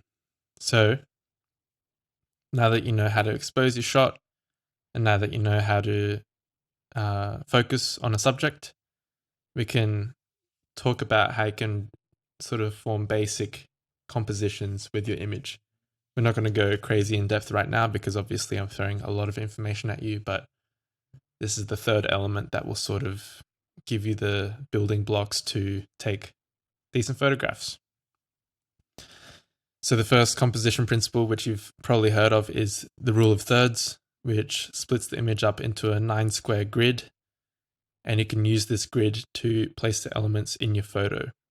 It's a very simple and powerful way to frame your photos. So as you can see here, I've placed these two performers on the left on the corners of the grid. I don't even know if I had the grid up when I did this, but yeah, you can use it very intentionally, or it might just happen, occur naturally, because yeah, it just happens to look good naturally anyway. In this middle photo, I've got the subject in the intersecting top right section here. And then for the very right photo, I've got the subject taking up the whole first vertical line. And if I go back to the shots without the lines, you can see there's this sense that everything's sitting right somehow. And that's why the rule of thirds is so commonly suggested, because it's just a very simple tool to place elements in a frame in a visually appealing way. The other method is very simple. It's just center your subject in the frame. While this composition method might not win you any photography prizes, it's very simple and impactful. And it's also good for social media, say like Instagram, because that favors photos that are very in your face and has that impact on first glance, whereas other compositions that are a bit more subtle don't have that same sort of effect. So as you can see here in the left photo, it's a sort of medium close-up shot of the performer's torso and head, just right in the middle, not much room around them. We're sort of showing their face. Ironically, my face has disappeared. Okay, my camera totally died on me there, but as I was saying, we're showing their face in some detail. It's not in an extreme close-up, but we're sort of showing the performer's character in detail here. We're getting a close-up of their clothes. And the shot on the right, again, is a very impactful in-your-face shot. And having that sort of centered subject gives your subject this sense of presence and authority. And it's also a really simple way to frame your shots when you're starting out. So there are two ways to compose your photos that I think are very easy to approach and forgiving and also impactful. So I recommend you try those two out as you learn, and learn to use rule of thirds and learn to use a centered subject so that you can proceed to break the rules later. Like here on the left, I'm not using the rule of thirds and my subject isn't smack bang in the middle taking up the whole frame or anything like that. And the photo on the right, my subject is all the way to the left past, the third line. So yeah, you can sort of mess around with it later on, but I recommend just starting out with those two. Again, it's just going to give you less to think about as well, because you're already going to be worrying about your camera controls, the angle that you're taking your photos from, all the chaos that's going on around you as the show goes on, things like that. So there's a simple approach. So for exercise 3, use the rule of thirds. For example, find a plant pot and place it in an intersecting section of two lines. Obviously, with the subjects around your house, your photos aren't going to look particularly interesting, but this is just practice about, again, developing muscle memory. So you know how to move your camera so that your subject lines up in the part of the image that you want it to be. Sounds really simple, but doing this at the same time as adjusting all your camera settings and pulling, your focus is actually a lot to deal with at once, especially when you're starting out. So that's why we're starting off very simple. And we're doing this so you don't have to learn this at your first shoot. This is all preparation and rehearsal. So yeah, if your camera doesn't have the grid lines, there will be a setting in there. So just look through each page in your settings on your camera to enable this so you can do, you can practice rule of thirds in real time. Which leads us to recommended camera settings. So again, I suggest you use manual focus when you're starting out just so you can learn your camera a bit more. It's like driving a manual car, just gives you that extra control, and it allows you to use focus as another creative element, and another way to sort of express yourself in your image. So like I said before, turn on manual focus assist in your camera so your display zooms in as you focus, so you can really dial your shots in. And when you're taking your photos, you want to aim for your subject's eyes, as that's sort of the part of the image that's going to sing the most. And in a live music photography setting, you want to have your aperture pretty much wide open. So that's going to be like f1.8, or you might want to close it down to f2.2 so it's not too blurry. And you want to do this just so you're letting in as much light as possible. For your shutter speed, I'd say 1/125th of a second would be like the bare minimum, maybe 1/100, but even then, that's going to be a bit too blurry for good photos. So yeah, what I've written there is my bare minimum for taking passable photos in dim conditions. Go higher if you can, like 1/250th of a second is going to be a bit sharper, and higher than that is going to be even better. So yeah, that's the slowest shutter speed I would recommend when you're starting. So if your aperture is already wide open, your shutter speed is on that lower end, and you don't want to push that any further, then you're going to have to resort to pushing your ISO. So yeah, you don't really have any choice but to do this. And push this as far as you can to have decently exposed images, even if it results in a grainy image. Luckily, we have tools now that can mitigate the grain a little bit. And in certain settings, we can even use the grain as a stylistic element to add a bit of, gritty filmic immersion in our shots. And we'll see this when we go to edit our photos as well. And make sure you're shooting in RAW. So this is a type of image. Do they call it a codec? It's a file type, basically, unlike JPEG, which contains more data in the image. So it might not make sense right now, but when we go to edit our photos, it'll allow us to push the settings more because there's more data inside the image. Like say if you try and crank up the brightness on a JPEG, you're going to get all these weird sort of artifacting effects, whereas RAW can sort of handle these wild adjustments more. And yeah, basically it's just going to give us maximum flexibility later when we go to edit our photos. And one setting you might be wondering about is white balance. So just set this to auto because stage lighting is constantly changing in color. And you're just not going to have the time to go and choose like, tungsten or cloudy, things like that when you're already worrying about all the other settings we went through. The auto setting works just fine. So just set that, one less thing to worry about. And that's it for your basic principles. So your action steps now are to go and complete those 3 exercises. Again, if you're new to photography, these are crucial for just learning a camera, getting that muscle memory in, and not going into your first shoot completely blind. You don't want to have to try and figure these things out when your performer's moving around and there are people in the audience moving around you. So if it makes it more fun for you, feel free to take the camera out to the street, or, even make a day out of it. Just go to the city or go to the beach and practice this. The further you take it, the more it's going to benefit you and the better your photos are going to look for your first shoot. So yeah, I mean, I'd actually encourage you to take it out of the house if you can, if you're not shy. Um, and yeah, just make a game out of it.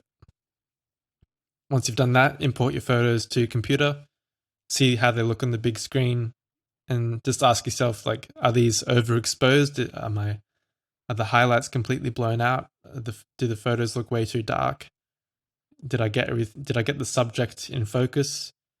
And don't be hard on yourself with these. They're not probably not going to be very interesting photos if you're just sort of walking around aimlessly and taking photos of plant pots and things like that. Again, this is just an exercise. Take notes of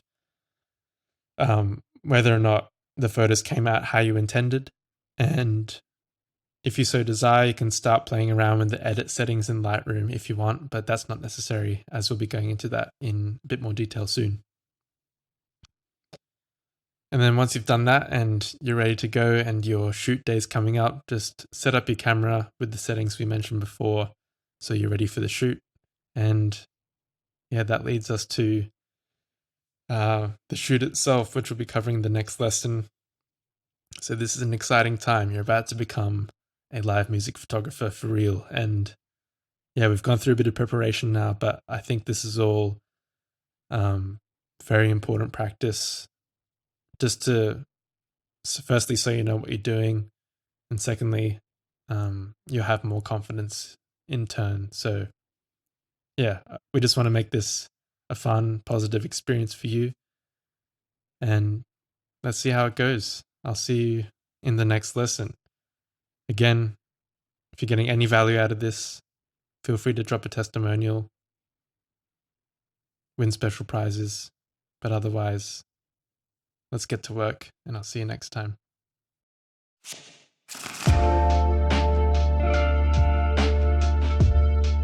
Hello and welcome to Shooting Your First Gig. This is the lesson that everything's been leading up to. This is the big one. We're going to show you just everything you need to do to make sure this shoot is as good as your first shoot can be. We'll be going over some basic checklist that I've put together and just some quick tips to guide you. I'm not going to overwhelm you with too much information, so let's just get straight into it. Alrighty, we're inside my computer again, shooting your first gig. As I said, it's going to go over, simple things, keep it pretty minimal. Just discussing what you're going to do before the set starts. The basic checklist, just so you have a good variety of photos coming out of the shoot. Some quick tips just to help you with some certain challenges that might come up, like, going through a crowd or, not going deaf. And also just, some other tips on just getting decent looking photos so you're not coming out with complete crap on your first go. And then what to do after the set. And if you haven't already, sign up to the newsletter at that URL or below the video. This is where I'm going to be giving important updates on the course and community, so stay tuned there. If you haven't already, once again, YouTube, Instagram, TikTok, come follow me there, and you'll be getting content that you won't see here on Creator Circle. And if you think anyone else would benefit from this community or the courses, spread the word, let a friend know, get them in here. And lastly, a pro tip, grab your favorite drink, sit back and watch the whole video. This is the big one, so watch at double speed to save yourself some time. So before the set, obviously double check that you're prepared. Are your batteries charged? Have you formatted your SD cards? Is everything packed? Do you have your ticket? And also, of course, bring earplugs so you're not going to blast your eardrums out standing next to a speaker. And this is more than just about hearing damage. Wearing earplugs is sort of a tactical move, so you can get your head up close to a speaker as you're shooting, and your ears are going to be fine because they're completely plugged up. And where the speakers are often tend to be good spots to get photos from as well. So little tip there. get there early. If you're 15 minutes early, you're on time. Yeah, you want to give yourself time to set up, get familiar with the venue, because likely, even if you have been to a place before, been to, the venue you're shooting at before, you won't have seen it from a photographer's view. So yeah, give yourself some time. It's going to put your mind at ease as well and give you a chance to sort of dial in your settings. And then, yeah, once you're there, if you can see the artist, if it's a pretty small gig, which hopefully it is, if you've followed the last steps in the previous videos, say hi to the artist and just go up to them and say, hey, would you be cool with me taking photos of your set? And this isn't about getting their permission, because you don't need their permission and they're going to be stoked that you're taking photos anyway. This is more about making that connection and giving the artist a face to put to your name later once you send them through your photos, if you choose to do so. And then finally, you want to get your settings dialed in your camera. They're going to be very different to what they were when you were doing your little practice shoots and our exercises earlier. So, the lights should be shining on, say, like the drum kit on the stage, or, the artist might be setting up already. So just use this opportunity to make sure that your ISO, your aperture, and your shutter speeds are somewhere in the ballpark of where you need them to be. And yeah, if the artist is setting up on stage, this is a great opportunity to get some sort of candid, like relaxed shots that aren't of them performing. And yeah, they sort of have their guard down, and this sort of makes for some more human moments. So for example, here my mates at a gig, this is before their set starts, and they're just chatting with each other. You can tell they're not performing. They're not like, the act isn't on yet, and it's just that moment of normality before the performance begins, which is always cool. And I'm sure the artist appreciates that, because it sort of feels like a memory in some sense, and gives you, once again, like the opportunity to just make sure your settings are right, make sure everything's looking good before they do actually start. So this leads us to the basic checklist. So once the performance begins, well, firstly, keeping it simple. By giving you this checklist, I want to just give you like a clear mission of what you want to accomplish, because yeah, just by keeping these things in mind, you're going to come out with like a good varied set of photos for your first shoot. But also, by having the checklist, you're not going to be as nervous and unsure of what to do, because this is going to be a new environment for you if it's your first shoot. And yeah, just going in with the plan is just going to give you clarity, and like, okay, I need to do this, this, and this, and then I'm good. So first step for every photo you take is just expose your shot, get your focus in, and then compose your shot. This is what we practiced in the previous exercises. We sort of got your muscle memory warmed up, and now it's time to execute and put this, and to apply this. And then a little mnemonic I've whipped up. Remember every member. It's easy to fixate on just the singer, but you don't want to leave anyone out, because, your job, whether you're getting paid for it or not, is to immortalize the experience of the set and to capture the memory of the night, right? So you want to make sure you don't leave anyone out of that. Because imagine you're the drummer of the band, and this photographer just showed up and took photos for us, and wait, I'm not in any of the shots, and that obviously would suck.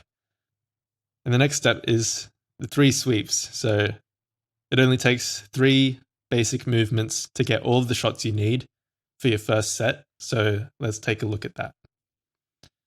So here we have this beautifully crafted diagram of what your typical venue looks like. So you have the stage up top with your band members on it. That's what the stars are.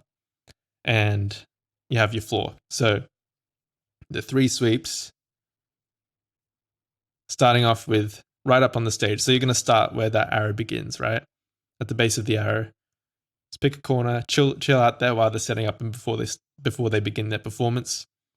And once they do begin, you want to take shots of each member on the stage. And then once you've sort of gotten a couple shots here and there, you move across, you sweep to the right, and you get a few more photos until you reach the end of or the other end of the stage. And then once you've done that, you've gotten all your close-ups in. You got your shots of the drummer while you're still up close to the stage. Then you're going to sweep back the other way, but this time through the crowd. So you've got your close-ups. Now we're going to sort of get more shots through the crowd, shots of the band members through the crowd. And depending on how big the venue space is, maybe you're starting to get more photos of multiple band members in one photo rather than just close-ups of one or two. So again, you're just going to take photos moving through the crowd from right to left. And then once you've done your second sweep, you do the third sweep across the back of the room.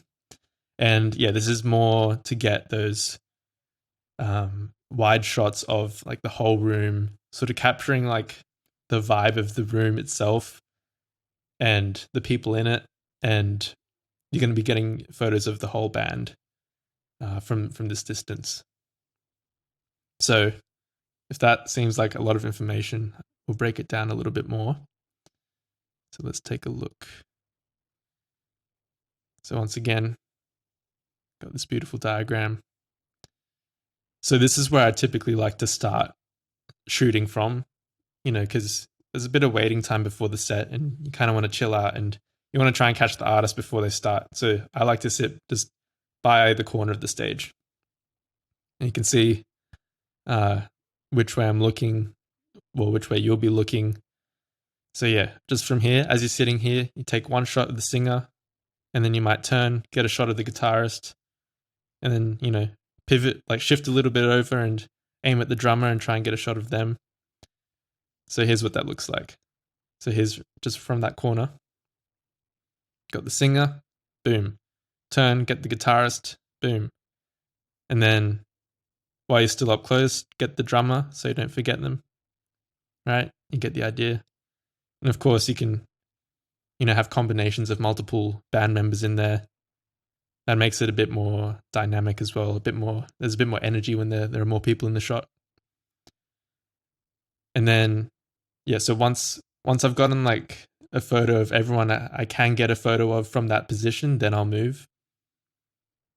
Unless, there's something really interesting going on with the lead guitarist, for example. But anyway, so once I've done that, I move across the stage, get some photos of the say the bassist or whoever's standing there that I couldn't get from this side. So there's an example, we're still in that very close-up range. Then I'll rotate, get a shot of the singer again, and then rotate some more, try out some combinations. Again, you don't have to get like every single shot that I'm talking about, but I'm just planting some seeds in your head for, what sort of shots there are to take. And yeah, just once again, so you're not going in completely lost, just giving you some inspiration for how to frame your shots and how to approach this 3 sweeps method. So yeah, rotating, getting shots of multiple band members, and then shifting over even further, get some more shots of the drummer through the gaps in the front row of members once again. And then finishing off the first sweep. And, from here you can sort of get a shot down the whole width of the stage. You can get some cool, rows happening, like a row of people in one shot. So once you've done that, you're going to, grab your little camera and then go down the side of the room and then do your second sweep across this way, right? So this time you're going to be going through the crowd, and this works even, I told you to take a small gig, so you might end up at in an empty room or like a nearly empty room. Even then you can still make it look like it's more full than it is, and just take photos between people, and this is what that might look like. It's not a completely packed out room, but you can still play with that to make an interesting shot. So you see what I mean there?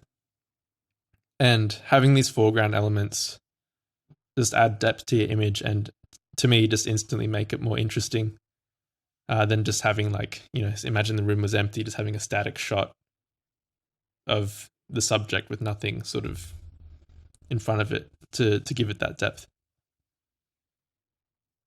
So yeah, doing a sweep through the middle of the room.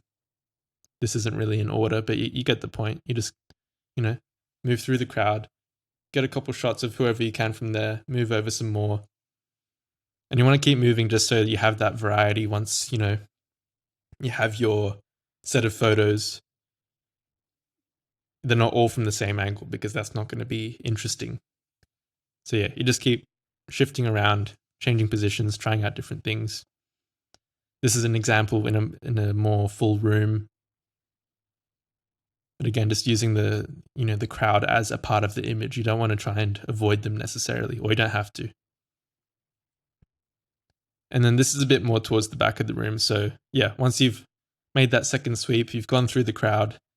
Again, taking shots of every band member that you can in this pass.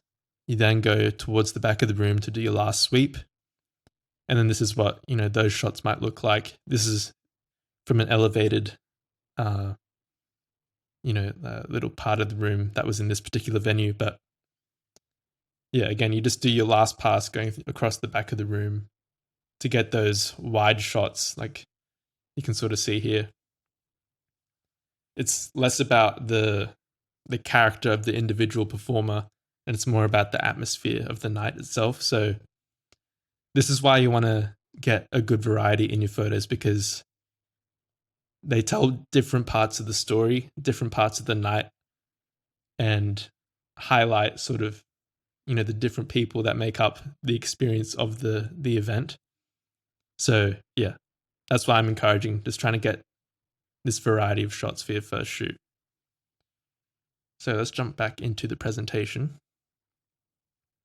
So that's it. Like, that's basically all you have to do to get like a great first set of photos for your first shoot. When I started, like I wasn't thinking any of this. I was just sort of like going right up to the front of the performers and just, taking photos aimlessly, and having a framework would have just given me so much more clarity in terms of what to do. So hopefully some of that translates right now. And yeah, just to touch on like the points here, like you want to expose, focus, and compose for every shot, right? And then you want to remember each member for every position you're in. And then the 3 sweeps is sort of this larger overarching tactic, right? So those are the only 3 things you have to remember, and they sort of work at different scales, if that makes sense. So now that you know what to do, just to help you in the how to do it, there are a couple quick tips that I was just thinking about.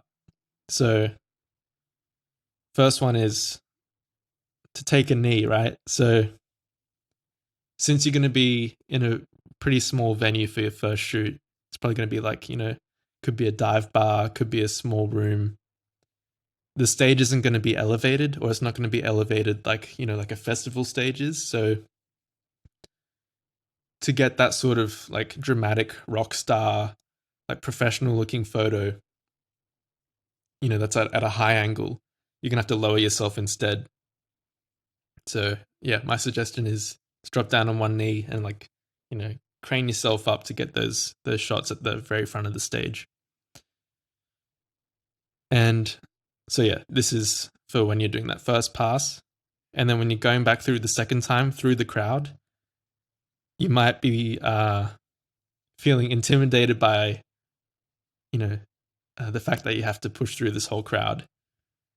And I've just found a really easy way to part the seas, so to speak, is to just hold your camera up. Like, okay, let's pretend, got my little camera. Just hold it up like that in one hand and have a pretty, like, have a determined face.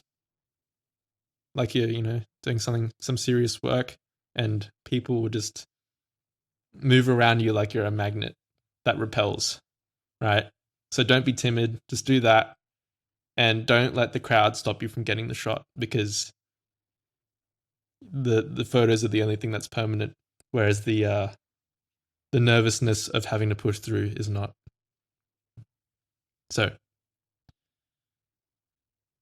okay, so once you've done your 3 sweeps, you've gotten all the shots.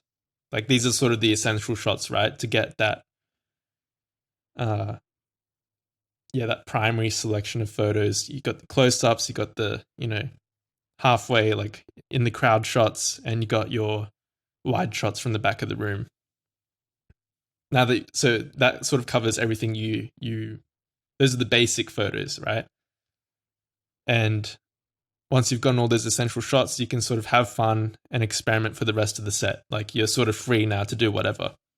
So this is where you experiment. And, if it's your first shoot, you might not even have time to do this, but if you do, just use this time to, let loose, like sneak around the venue, see if you can find a way to get around the side of the stage or the back of the stage, or climb up onto a balcony, like looking down, or go outside and shoot through a window.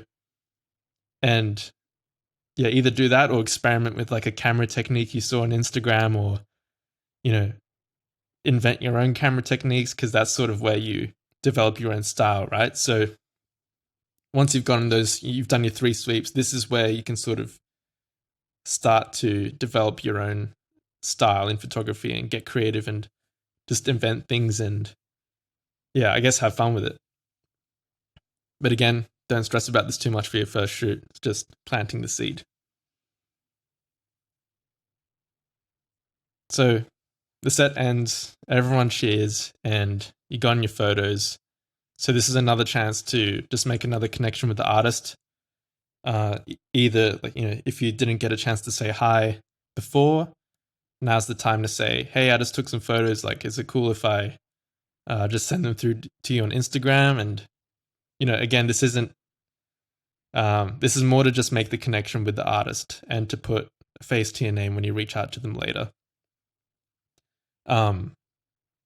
And this is what, this is networking, right? So you might be an artist yourself. So this is a great opportunity to just, again, make that connection. And they're going to know who you are once you reach out to them later. Whereas if you don't say anything, if you never say hi and you send the photos through, they'll be grateful, but, they won't really know the person on the other end of the messages. So it's just my recommendation. If you can, try and shake hands. And if you're shooting a gig, it's highly likely that there'll be other bands playing that night. So you've already, you've already paid the upfront cost of getting to the venue. That's a big time investment. It might be some money, to cover the transport to get there.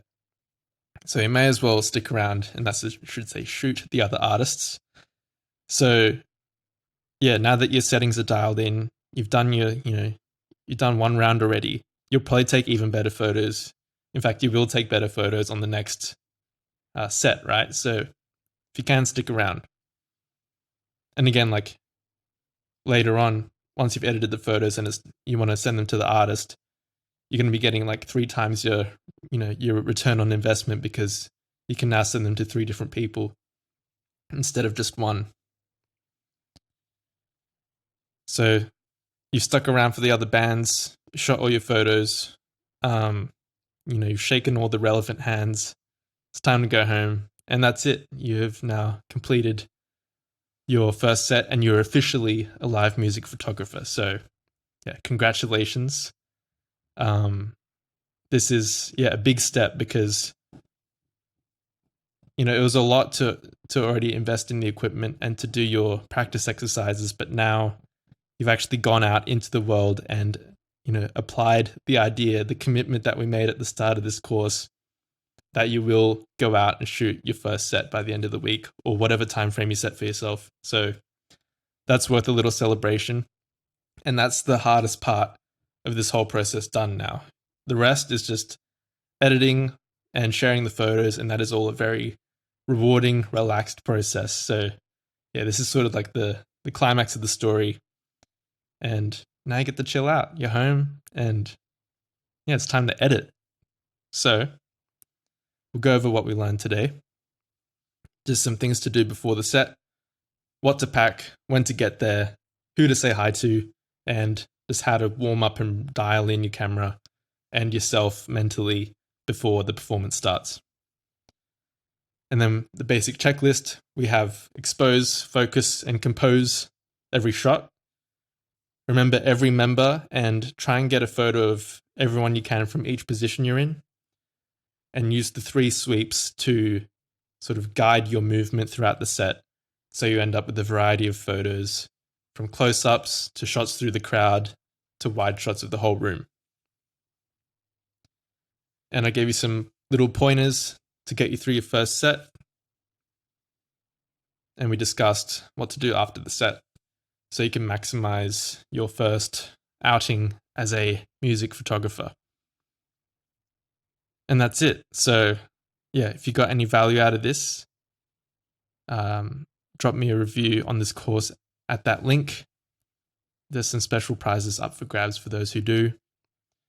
And yeah, just it's so important to do this. It sounds silly to say, but if you're intimidated by this, it's just going to loom over you indefinitely. And you can only do a bad job. Like if you do a bad job, then you'll only learn from it. And it just means you know exactly what to do to be better the next time. And the sooner you start, the sooner you can, make those mistakes. And if you feel for whatever reason, like you're not quite qualified for this, or you're just intimidated by this for whatever reason, you got to realize that being the fool is sort of the cost of entry to learning any skill. So just embrace it. Like, yeah, I embrace the fact that I'm going to look stupid at certain moments when I'm taking photos, but it doesn't matter because I've sort of just, like from the very start, I sort of just owned that, okay, I'm taking photos of this band, even though like for my first shoot, even though I've never done it before, right now I am a music photographer. This is my job and I'm going to act as such, even if I don't feel like it yet. So yeah, again, as I have been encouraging throughout this course so far, just act. Just take massive action on the things you're learning, because information like doesn't really turn into true knowledge until you've applied it into the real world. So anyway, just some words of encouragement for you. I don't think you'll need it. I think you'll be fine. I actually think you'll just have a lot of fun, and yeah, you'll want to do it over and over again after. So that being said, let's get to work. Go do your first shoot. I'm looking forward to seeing your photos. So yeah, get out there.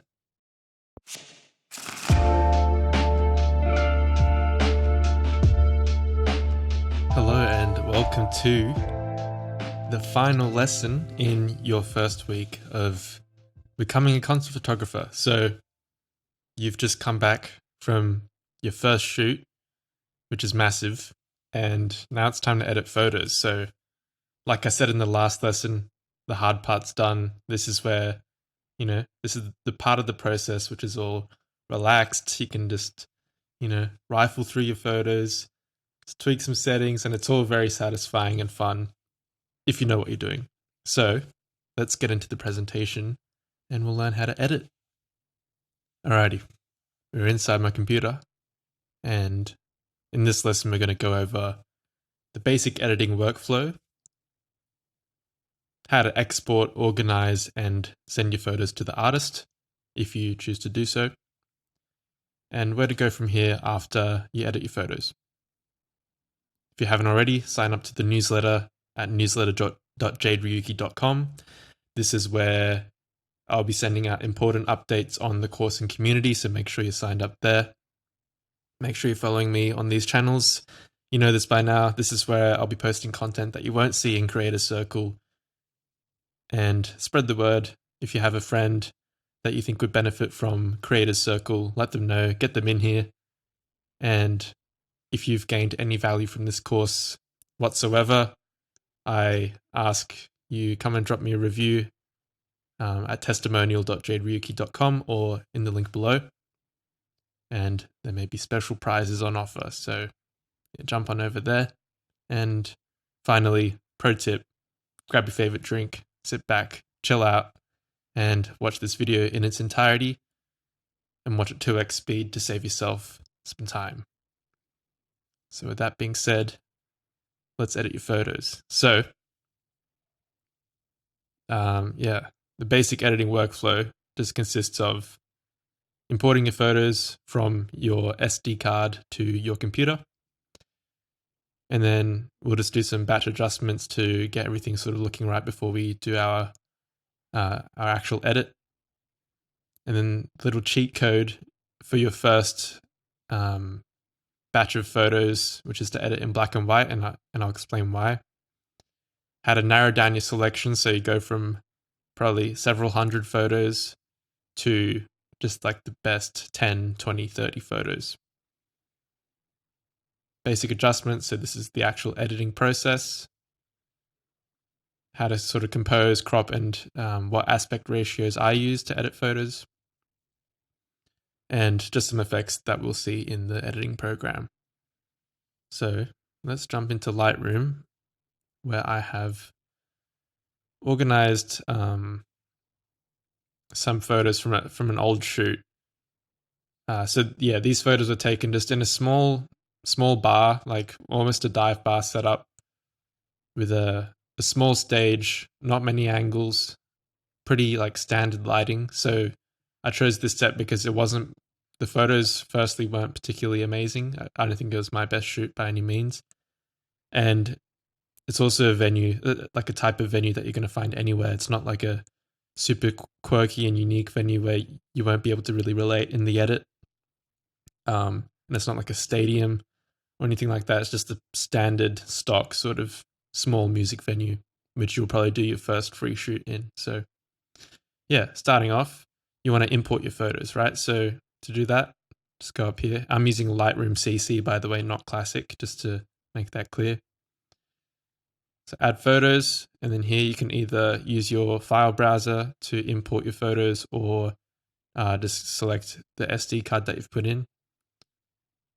And I'm not sure if I mentioned this in the Gear to Get Started video, but if your computer or laptop doesn't have an SD card slot, you will need to get an SD to USB converter so you can actually plug in your card and get all your photos.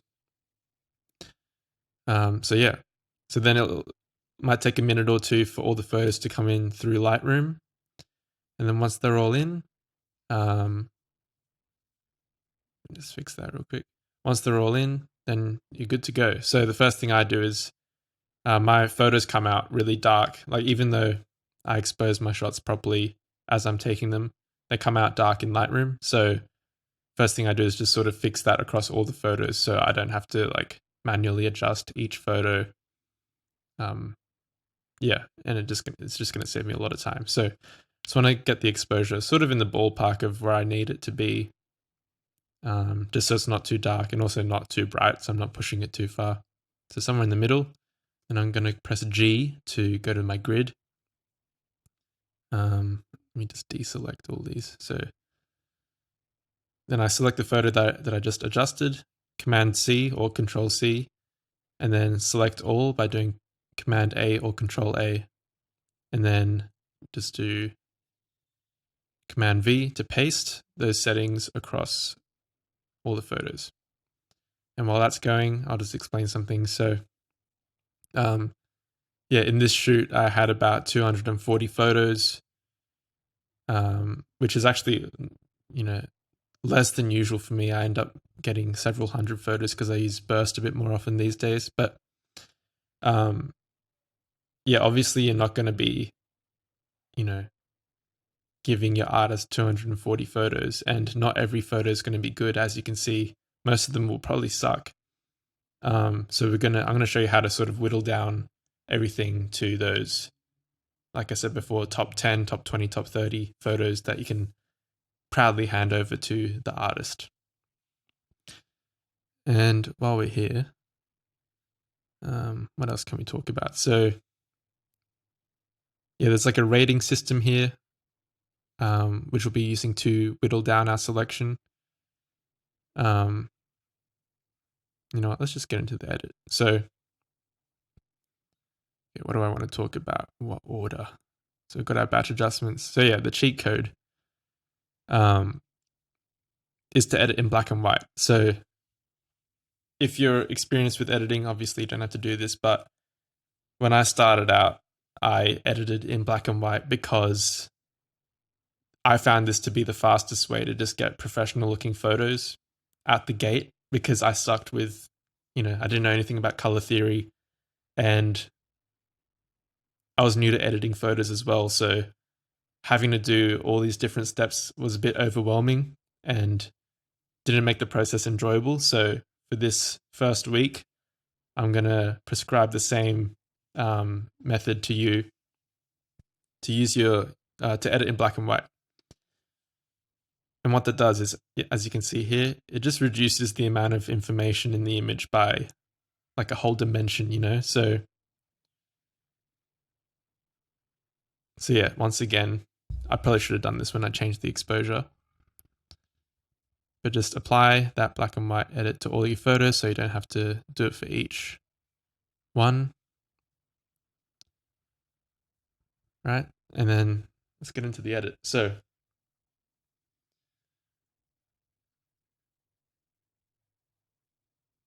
the first thing I do is just sort of riffle through every single photo that I have, and quite quickly, I won't do it quickly here, but relatively quickly, just cull all the photos that I don't think are any good.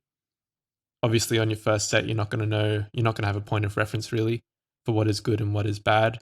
So I'll go through a few with you now and just go through my thought process of like what stands out, what I don't like, what's worth keeping, and what isn't. So yeah, this one just doesn't stand out to me. It doesn't feel like a moment, and that's because it's the first photo I took of the set, so it's never really going to be the right one.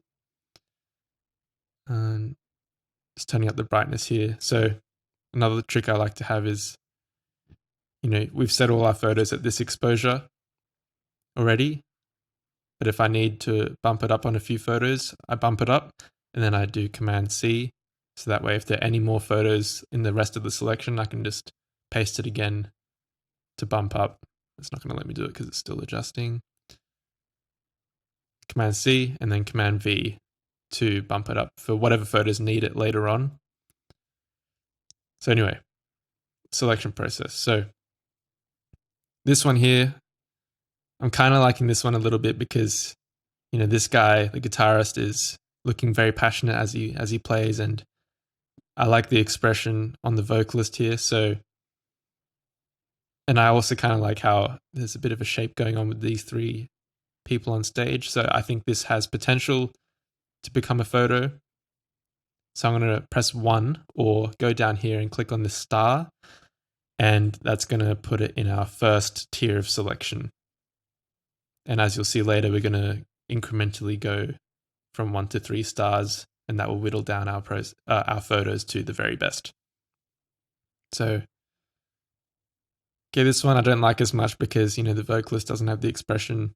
Also, we've got this cable dangling down, the only subject that I do find interesting in this moment. So just going to pass on that.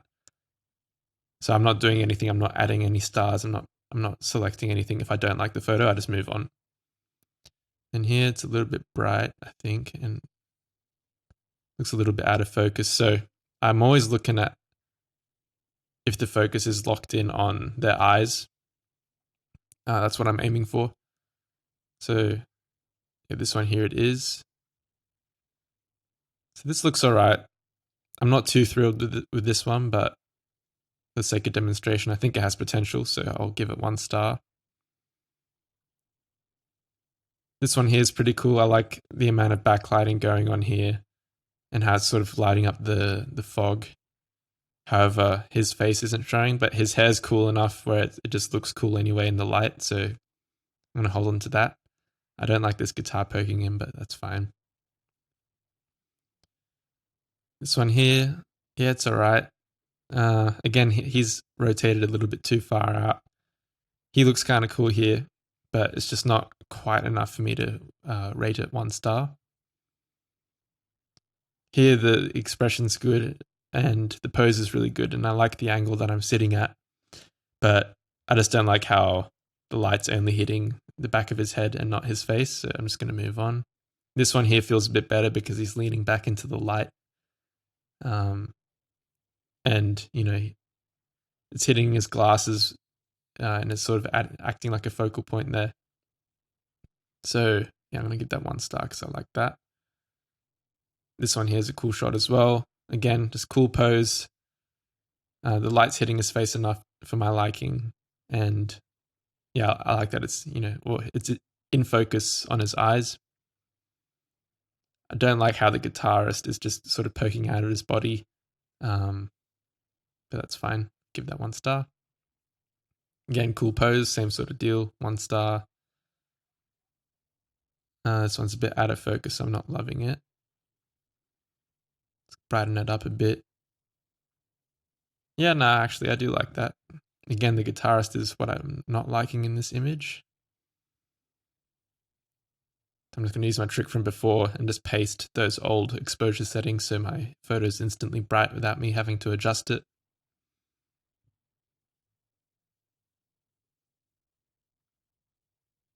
Okay, this one's sort of an awkward, like in between 2 moments sort of timing. So I'm going to leave that. This feels more like, yeah, no, I'm not liking that one either. So as you can see, most of the photos I discard. And you'll come to see that it's only like, if there are 24 photos, it's only like 10%, 20% of the photos that I do end up using. So don't be disappointed if it takes a while for you to find a photo that you like, because it really is just, at least for me, it's just about taking heaps of photos and then just hoping that a few come out good. And that just seems to have been the process every time, and it's worked every time. And I think that's just the nature of the game. So yeah, don't be too hard on yourself if not every photo is like, a prize winner or whatever. This one here is looking interesting because we have the two, I like where the guitarist and the vocalist are standing relative to each other. This is where I might start experimenting with cropping a little bit. So I'll just, choose an aspect ratio and just see like how things are sitting. But even then, I probably wouldn't be doing this on my 1 star pass. It just depends on the image, but yeah, I'll move a little bit faster so you can sort of get an idea. I'll just sort of lock in a bit and show you what this looks like in real time. And then if anything stands out, I'll make a note of it. So yeah, actually, this stands out. I'm loving how this lighting's hitting his face and hitting his earring. This would be a good one to crop in pretty close on, I reckon. So give that 1 star. And I'm also not rating anything 2 or 3 stars right now because I haven't seen the whole selection yet, the whole, every photo. So if I'm rating things 2 or 3 stars before I've seen, the second half of the shoot, then I'm just going to end up with a lot of 2 and 3 stars that I'll eventually realize weren't that great by the time I see the rest of the collection. And another point is I've also been working back to front through my shoot. So actually here I've shot from the start of the set just because it has a bit more chronological continuity for demonstration's sake. But nowadays I'm editing from the last photo I took to the very first photo I took, so in reverse order. And this is because as you're shooting, you warm up in the process. So naturally your photos are going to start to look a little bit better towards the end. And by judging them from back to front, you're seeing all your better shots at the end. So you're going to be a bit more critical of all the rest of your photos, which just means it just saves a little bit of time in this selection and culling process. So that's a little tip. Just go in reverse order if you wish. So going through here, yeah, it's a 1 star. If there are like a few of the same shot, then I'll just sort of select one. If they're all sort of saying the same thing. So yeah, I think I like his expression in this one the most. So I'll pick that. I love this one because, all three of them are together and it's just a very action packed shot. So we'll say, give that 1 star for sure. They've all changed positions a bit. I'll brighten this up so you can see. So they've all changed positions a little bit. So I'll add this to 1 star as well. Again here, I'm liking all of these. This one not so much because it doesn't have that same sort of triangular shape converging on the singer. So it's not giving me the same effect.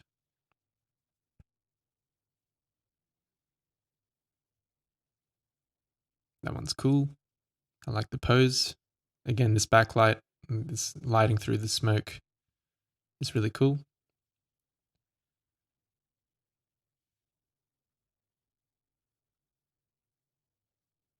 Can you really tell?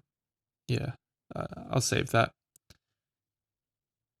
So far I've been in the same position this whole time, but things are changing enough on the stage, as in, like, I'm shooting different subjects, I'm framing them differently relative to each other. So it's okay to stay, like, I know I said to move positions and do your 3 sweeps and all that, but as long as, what's inside the photo is changing, even if you're in the same position, that's okay as well. The point is to get variety. I'm liking this one. Just the way the light's hitting both sides of his head there looks quite dramatic, and hitting his headstock there. I like this one more because that other guitar's gone out of frame, and I'll be able to crop this guy out here.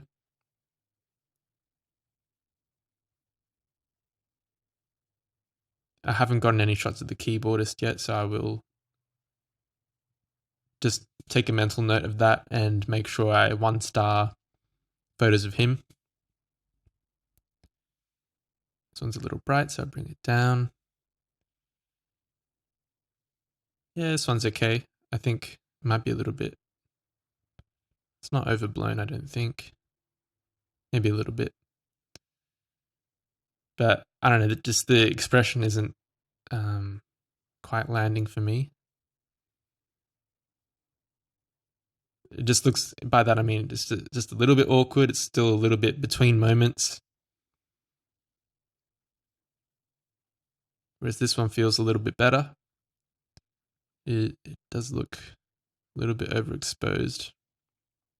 But yeah, again, still slightly between moments. So I probably won't rate this one.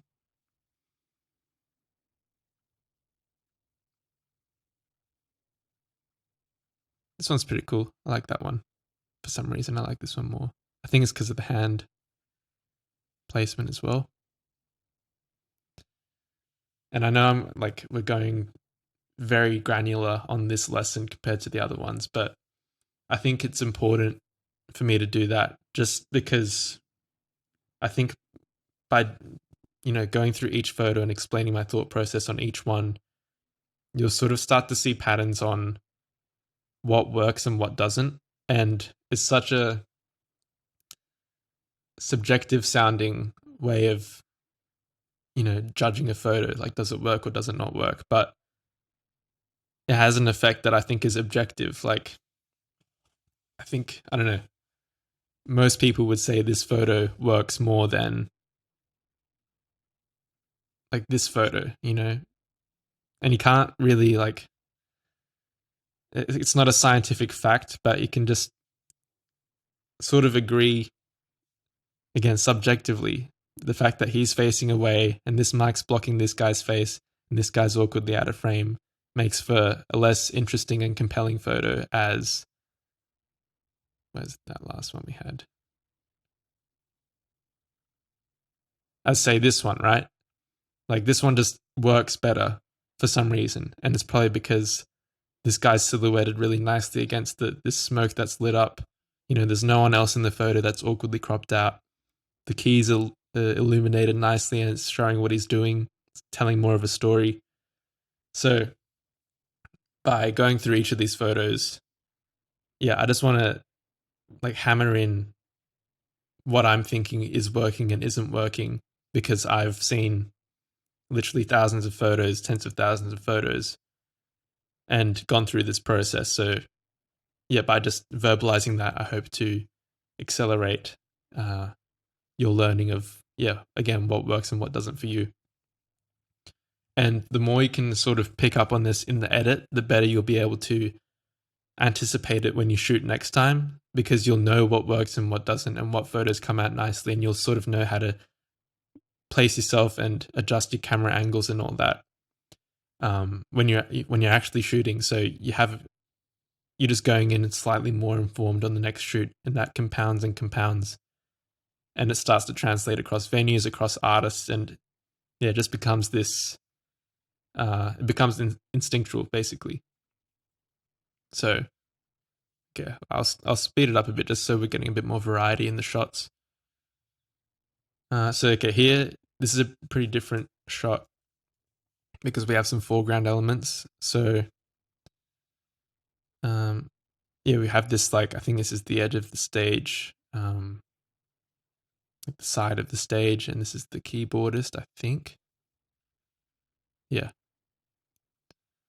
So this is kind of cool. It has a bit more depth. The light's hitting our subject nicely. So although it is the back of his head and we can't see his face, so it's not optimal, but I know from this shoot I didn't have that many of the bassists, so I'm going to save that just so I have him locked in.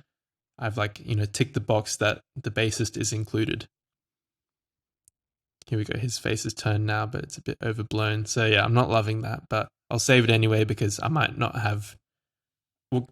that I might not have many other photos of him to include.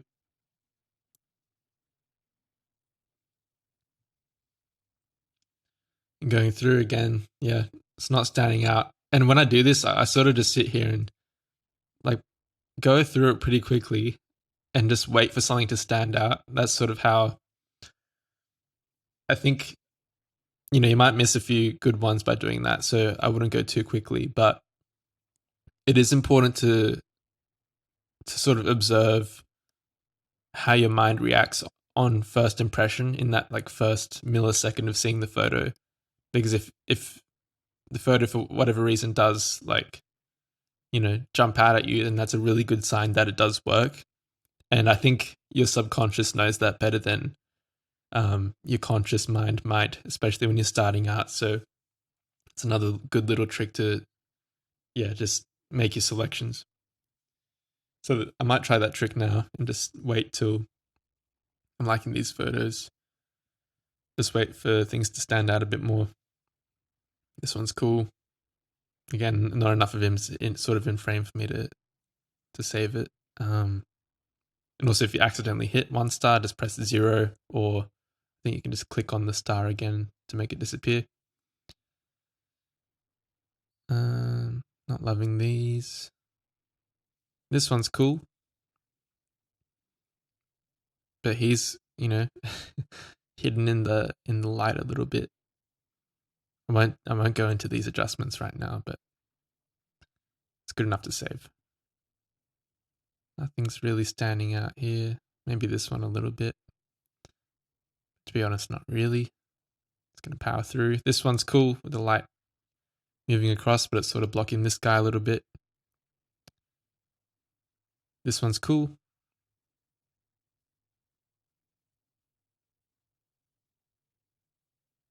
Again, just not loving where these two guys are positioned.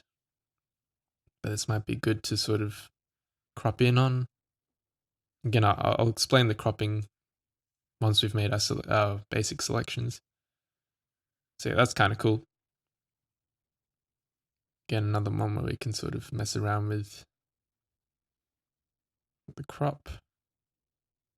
See if it works. So yeah, you don't have to know whether or not it works. Like when it's in its original like crop, or you don't have to know if it works if it's uncropped. You can not like how something is in the original and then make an adjustment that then changes your mind. This happens a lot to me, at least. And yeah, this would just ensure that like you're not wasting any good photos as well. So it's worth trying out if you think something might work. If you punch in a little bit, or if you just change some of the settings, which we'll get into later on, just worth noting. That one's really liking that one. The way the light's coming through and breaking, like sort of, breaking as it hits him. The brightest part of the photo is on his face, so my eye's drawn to that. And he's got a cool pose, like his hands placed in, passionately. And he's leaning into the mic and it's very expressive, so I'm liking that.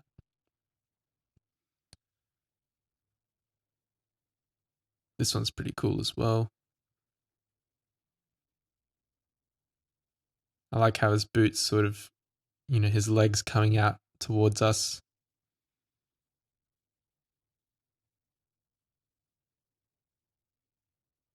Yeah, one thing I really love to look out for is just these moments of connection between performers as well. I don't know how else to explain it, but I'm looking for little moments throughout the performance. And some photos are going to be between moments and some photos are going to be capturing these key moments, right? So this one feels like it's almost capturing the moment. It feels a little bit off somehow.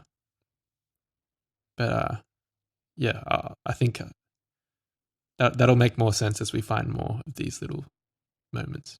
This one's kind of cool. Like, normally I don't like when other people are peeking into frame, but for some reason that's amusing to me. So I really like how I'm doing my little bar glass trick where I grab a glass from the bar and hold it in front of the lens just to diffract the light before it comes in. It's just a little trick you get to have for free in this editing tutorial. But yeah, it just creates a foreground element that adds depth to the image, and I rather like it. And it also makes me really feel super original, even though everyone else uses foreground glass gizmos anyway. So yeah, I like this photo. I like his expression. He looks, I don't know, it's just like, it's not in an awkward, his facial expression is not caught between like two moments. And I like how in focus, well, it's not that in focus. I like how the guitar looks there. It's illuminated nicely. So I'll rate that. Now we're getting some shots of the drummer because we cannot forget the drummer. In this setup, it was pretty hard to get photos of him just because the stage was pretty crowded and it was a small stage, and we are using a 35mm. So you can't zoom straight in on him, which is a limitation of the prime lens. So we're also seeing some banding with this light, which is due to me not adjusting the shutter speed in that moment. So that's why that's happening. So I don't like that. And we can still see it in the rest of these photos actually. So we'll see how we go with those.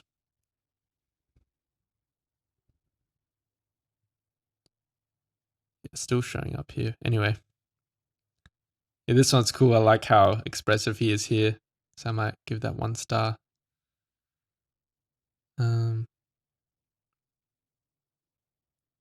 Yeah, I quite like that photo. These guys aren't blocking each other too much. Everyone's sort of visible. And if we bring this in to something like that, then there's sort of a cool shape going across these 3 people.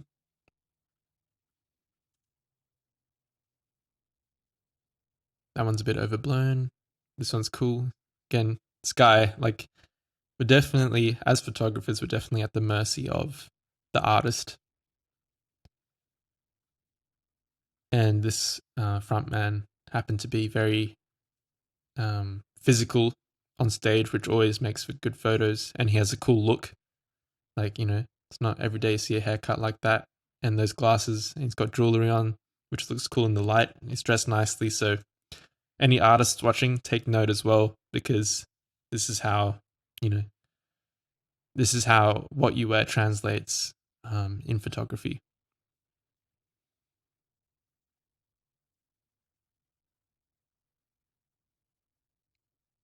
And yeah, nothing standing out here. So now we've changed our positions. So we're sort of in the middle of the room now. And yeah, definitely I'm saving this one because we've got everyone in frame. It's a bit wonky, but we'll fix that later. And yeah, it's just pretty much everyone's in focus there, and they're illuminated nicely, and it looks like there's, it just feels action packed again. Like when there are more subjects in the frame, it always has this extra excitement, and like energy is just pouring out of the photo. So that first one was actually, they were placed in the most satisfying way there. Maybe this one as well. And just flicking through. So now we're in the crowd again. 3 sweeps. This is why we do it, because now we have photos that look very different to what we had at the start. I like his expression here. It's and this guy's got a cheeky smirk going on as well. So I'll save that. Not that we can even see their expressions, but it's worth zooming in on pretty much every photo. Firstly, so you can see if they're in focus, and secondly, to see like, are there any like cool expressions that might be worth punching in on? This one's cool. I just like how they're placed sort of evenly throughout this gap between people. That's just sitting nicely. It feels balanced. Again, same sort of thing here. This one's kind of cool with these two people's heads. Don't like I don't know. The lighting's kind of cool how it's hitting him, but another principle I want to sort of drop here is you want to make, like, no matter who you're shooting, where you are, my goal is to make them look like a rock star, right? So you don't really want to show. I mean, you could show an empty room if you want, but if I'm like, I was getting paid for this shoot, right? It wasn't like a mate's gig, so I wanted to make them look as great as possible. And in my opinion, for a paid gig, I'm not like a documentarian.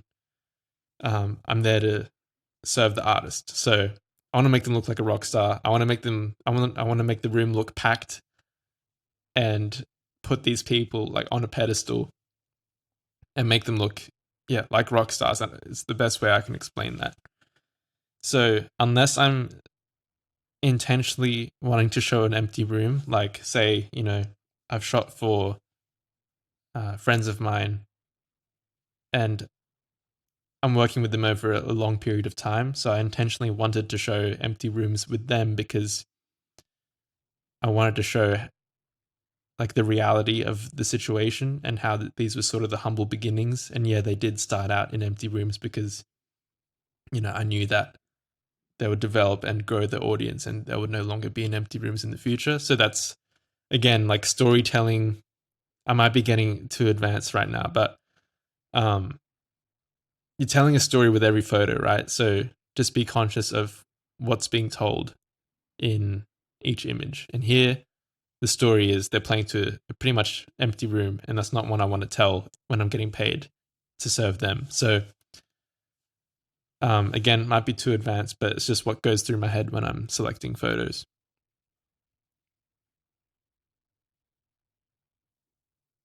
Nothing standing out here. You probably can't see this if you're watching this in low res, so I won't go through too many of these shots. One exception to that rule of like the empty room thing is if it looks really cool, because then the artist might appreciate that a bit more.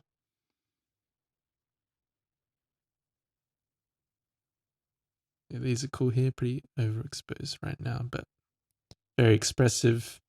This one's cool for some reason. The focus just looks really dialed in. And again, just his facial expression, it just feels like a moment of, I don't know, like he's giving it his all. And we got this guy. I like his expression there. We can see into his eyes before he was sort of looking down and closing his eyes a lot. So I'll save that. Got one of the drummer as well.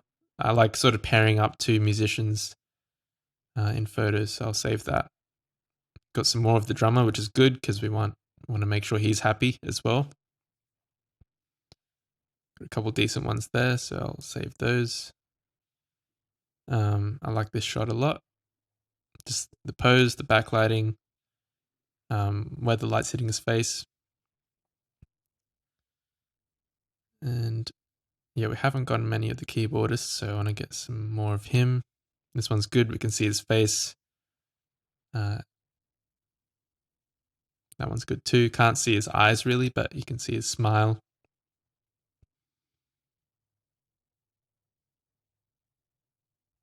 This one would be cooler if I could see more of his body, but it's just sort of this floating head coming out of the darkness. So that's an acquaintance of mine dancing with a friend of mine. So that's why I took that. Like that shot. Again, very powerful stance, very dramatic. And they had their friend come up on stage. So in my head, I want to make sure I get at least one of him to sort of, like firstly to make sure he's included, but also this is something that happened in the performance. So I know I'm sort of saying contradicting things, like you want to say, like you don't want to capture the reality of the situation if it doesn't make them look like a rock star, but you do also want to make sure you catch these moments throughout the set. So they're contradicting things, but I think they're both true. Like you want to capture both. So I want to look, obviously, he's got the finger up, so that's a moment, right?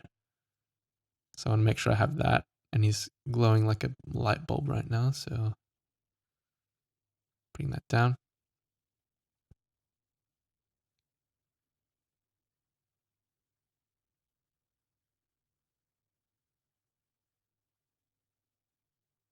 This one's nearly cool, but his expression's a little bit awkward.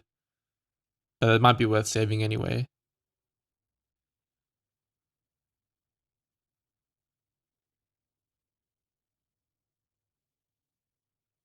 That one's cool. I like that. This one will be one I punch in on a little bit. Probably on these three because they're evenly spaced and sort of converging on the tip of his finger here, like where my attention's going. Like these shots, the crowd, doesn't feel too empty here in this space. And I'll show you some tricks to sort of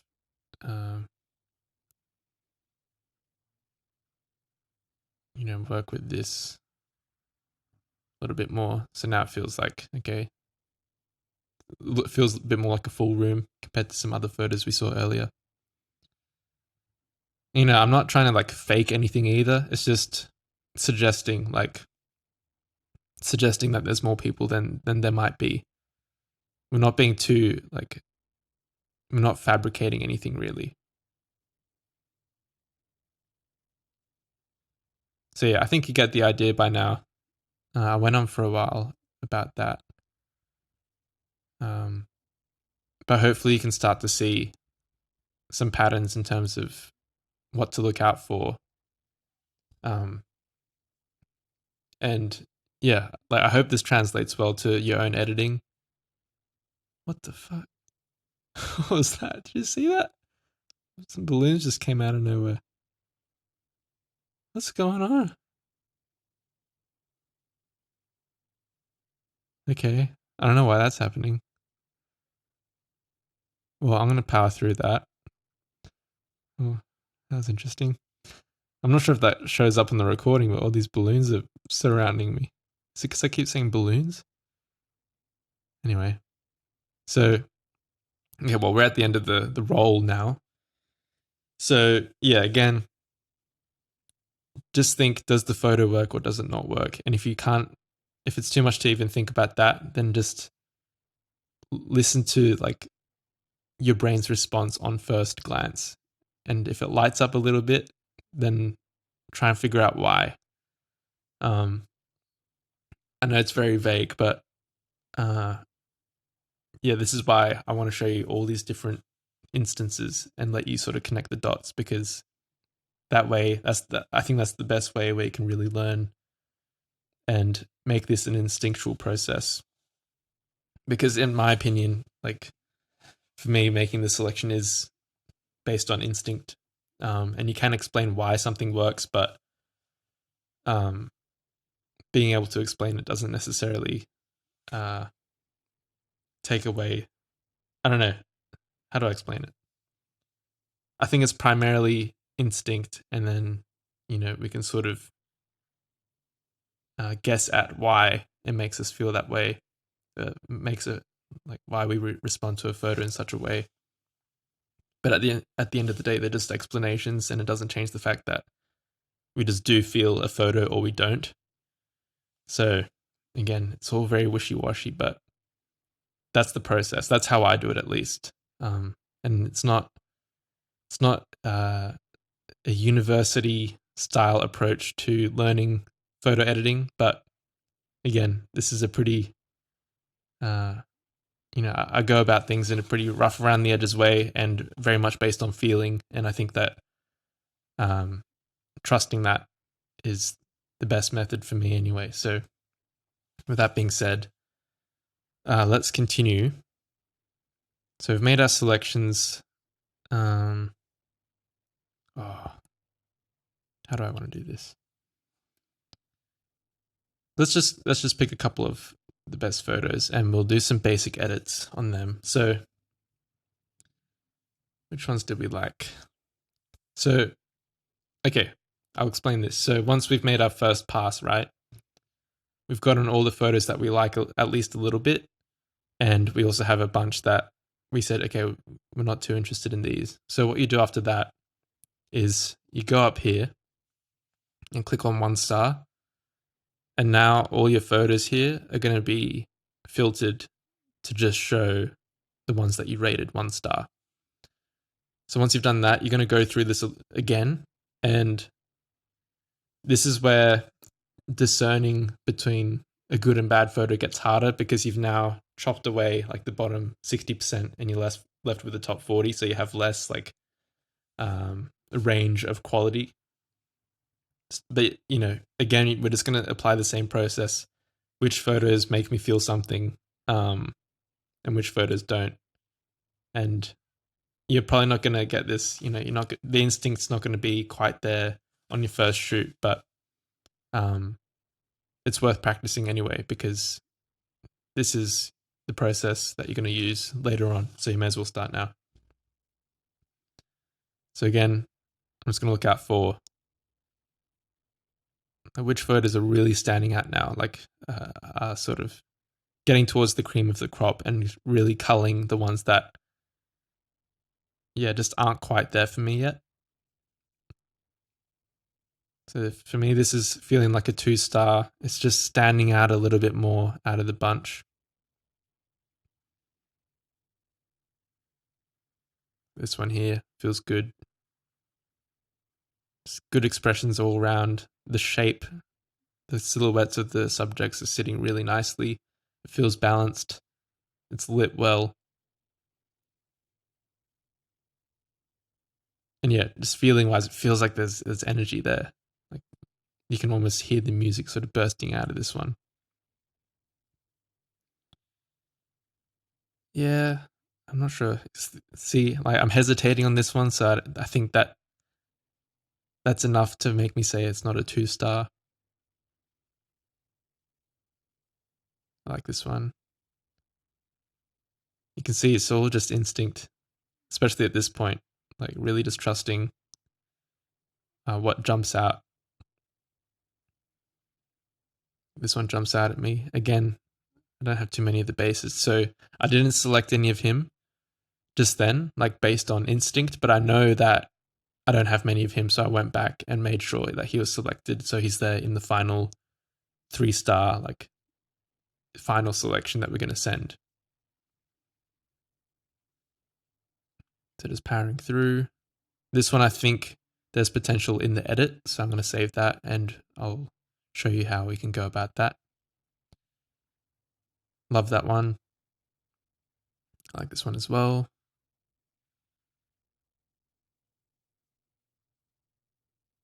So yeah, now like I'm really paying attention to how much I hesitate before I make the decision. So yeah, I'm picking this one.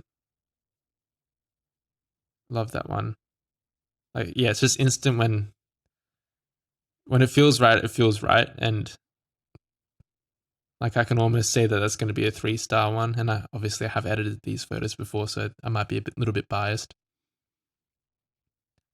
I'm selecting this one because it's different to the rest of the photos we've selected so far. So I'm also biased towards having variety. So I'm not sort of just rating each photo in isolation. I'm thinking about it in the context of the whole set. I'm liking this one. So again, you just do this throughout the whole set, and you come out with hopefully a lot fewer photos than you had for your 1 stars, right?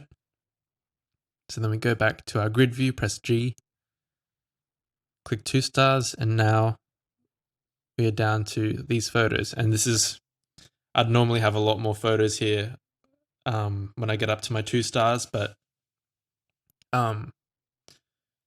for the sake of demonstration, we're just rushing through this and we're not going to have that many photos at the end. So yeah, just note that I'll probably have like 60 photos at this point, probably 60 to 70. So then once again, we'll do one last pass for the 3 stars. And yeah, let's just pretend for the sake of demonstration for the rest of this video that these are our 3 stars. In fact, I can make them 3 stars.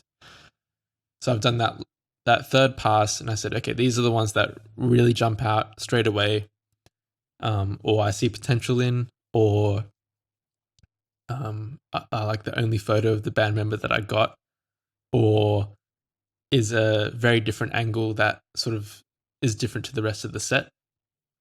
So once you have photos that sort of satisfy any of those criteria, it's time to go in a little bit more detail on the edit. So this is where we get a little bit more technical now.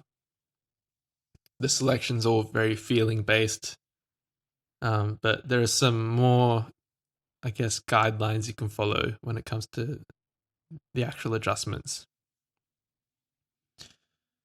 So starting off with exposure, you want to expose it to the brightest part of the image, and this is what, this is sort of the basic teaching in photography, but the exception in concert photography is the stage lights are going to be brighter than the subject. So don't expose to the lights, expose to the subject, right? So obviously the lights are going to be the brightest part of the image. So I'm just sort of ignoring those and just paying attention to how the light's falling on our vocalist here, right? And I'll zoom in just so I can see in a little bit more detail. So to me, it's kind of sitting nicely there. And then, after the exposure, I fiddle around with the contrast a bit. Some people, again, there's a lot of personal preference here, but I don't like having like a crazy amount of contrast in my shots like that. Actually, that looks pretty cool. But our photo will sort of get closer to that anyway in the rest of this process. But yeah, I try not to crank the settings up too much, but I recommend you do it anyway and just see what happens when you push these sliders, because again, we are going to be like, there are guidelines we can follow to dial in our settings, but a lot of it is down to your taste. So just see what your options are. Like, this is how I've developed my own editing style, by just, like throwing shit at the wall and seeing what sticks, right? And right now, this is a little bit too much. So I'm just sliding like kind of back and forth and seeing what feels right. So this doesn't look too flat and doesn't look too contrasty. So I'm liking that. And then highlights. So this is going to change the bright parts of the image, right? I tend to like having my shots like technically overexposed. So I'm going to push it a little bit because I want those lights to feel bright. I want you to feel like you're looking at someone who's on a stage that's got like hot lights shining on him. So yeah, I like it a little bit overexposed. And the shadows, again, just sliding around. You can see like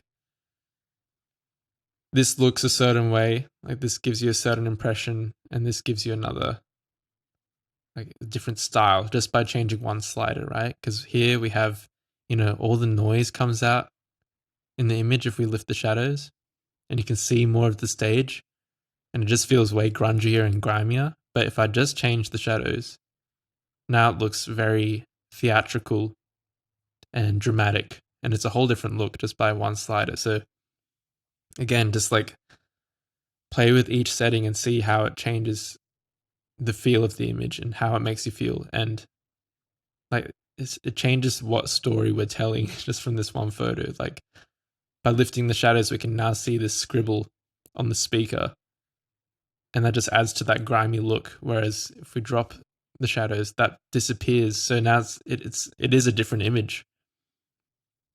So yeah, moving on. Got the whites, which is just the very, very, very brightest parts of the image that we're adjusting. So you can see if I bring it up, the lights come out more. If I bring it down, it sort of deadens the lights, the effect of the lights. And I actually like pushing it to the extremes here for this particular photo, just for having that, enhancing that effect I mentioned of just making those lights really feel like they're shining in your face. And then the blacks here, same thing, but we're just adjusting the very, very darkest parts of the image. And I've been talking for a while, haven't I? So yeah, if you lift this, you'll sort of get a bit more of a film look where it's faded out a bit. And you can bring it down to just further enhance that sort of dramatic, high contrast, theatrical look. And then we have the curve. So this one I don't mess around with too much, especially in black and white.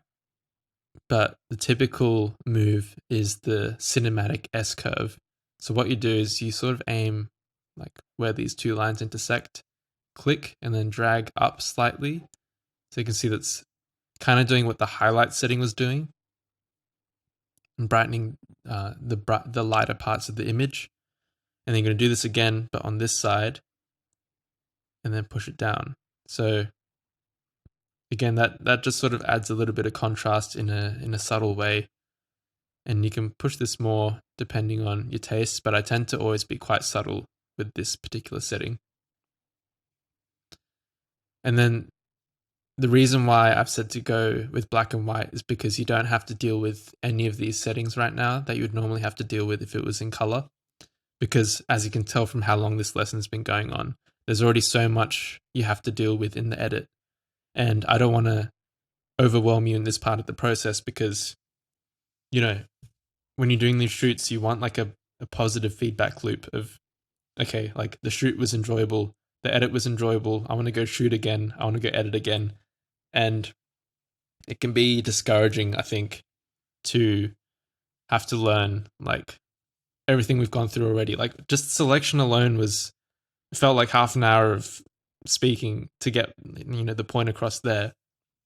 And then we're talking about exposure and contrast and to throw color in the mix. And especially since color is probably the hardest thing to get right off the bat. That's why we're eliminating that part of the process right now. And we will go into it in the advanced courses. So yeah, again, like I just highly encourage black and white to start out. And as you can see, like, just from those few settings, just by switching it to black and white, it looks professional. It looks legit somehow, right? And I think just because your color requires a lot more processing for things to just sit right and look right, and they're just more variables that you introduce to the image, and you don't know how to handle them yet. So don't worry about handling them. Use black and white. So yeah, those are the basic settings I wanted to go through. we're ignoring all of these because they're to do with color, but one thing you can adjust here is the effects. And I would be I'd have a light touch with these because when you're starting out, you can get a little bit carried away because, it makes things look all sharp and cool and grainy. But I see a lot of beginners sort of overdo it with the processing here. So I like to add just like 10 to 15 on the texture and clarity to add a bit of sharpness. And for some reason, it just makes things brighter as well. So you can see the before and after. Just adds a little bit of, if you can't see it, just makes things look a little bit more crisp, a little bit more sharp, in a way that I like, because some sharpness, I don't know, just doesn't sit right with me. Anyway, so we've got those two settings. Just be subtle with those. And then a big one, if there is a fog machine at the venue, which your photos might not, but it's worth playing with anyway, is the dehaze option. So this sort of removes the effect of the smoke the higher you dial it up. And obviously it looks weird at the extremes. But this one's worth playing with just to sort of introduce, like, you can introduce more fog into your image just by moving this. Or you can remove a bit, say if you want like a little bit less focus on the lights and a little bit more in the subject, you might want to bring them down and, bring your highlights down a little bit. Things like that, just so, your attention's a bit more drawn to our guy. And lastly, we have vignette. So this just adds like a dark, I don't know what you call it. Just adds like a soft, dark radial effect to the image. You can't really see it because there's already some, it's already quite dark at the edges here. Let's say for this one, adding vignette, it just draws your eye to the center way more. And again, be subtle with this one because, it's a cool effect, but don't get like too carried away with it like that, or else you end up looking like the end of a Looney Tunes cartoon or something. I just like to, if I do want to use it, I'm using it with the intention of drawing the eye to the middle. So use it sparingly. Like this one could use a little bit of it. And I never use the positive setting here with the white.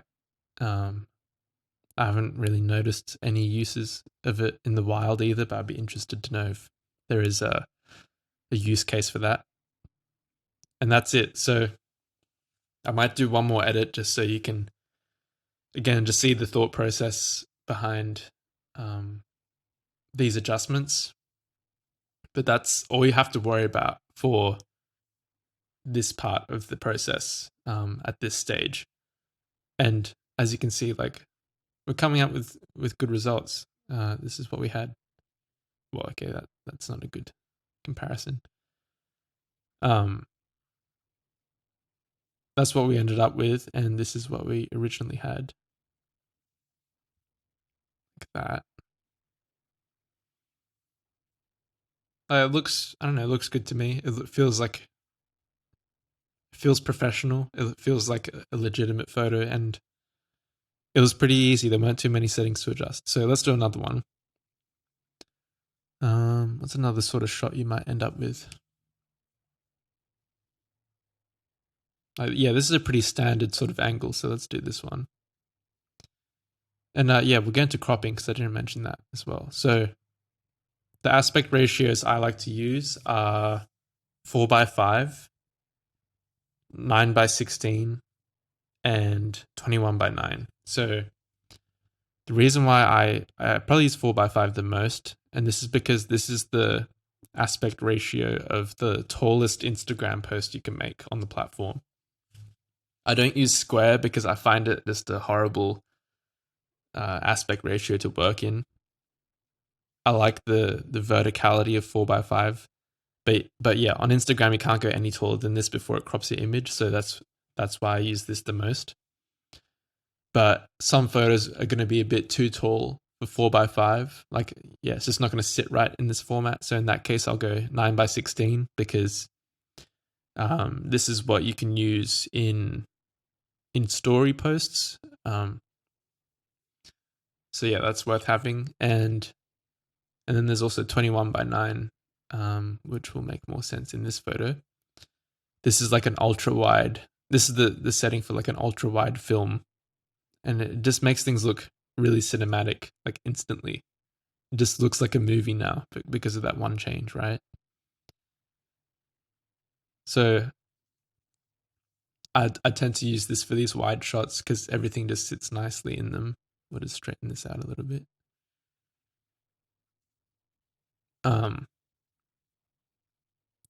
Yeah, so those are a few aspect ratios. I'll also use 16:9 this way.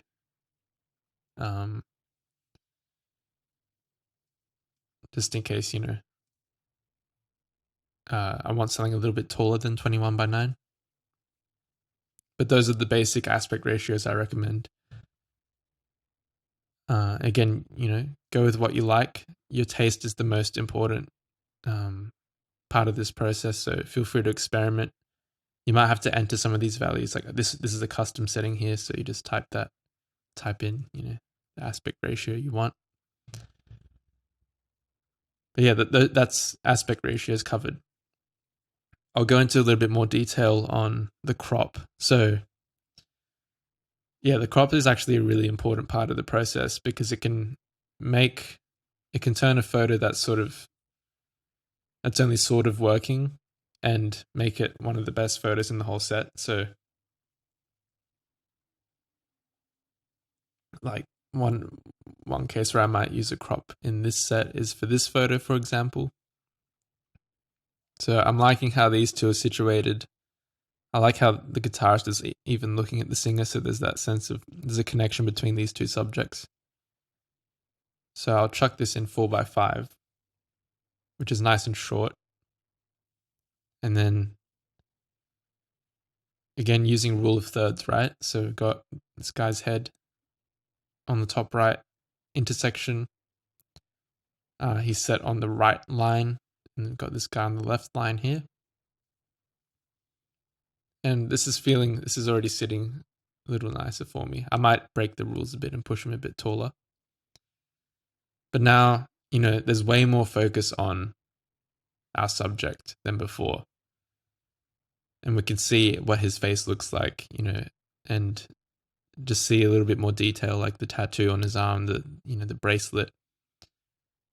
And yeah, it just changes, like, just by cropping, we change what you're focusing on as the viewer of the image, and we can see this guy in a little bit more detail. So yeah, play around with cropping and just see how it changes, again, the story of the image. So we'll go back to, where was it? This guy, was it? No, this photo. This photo.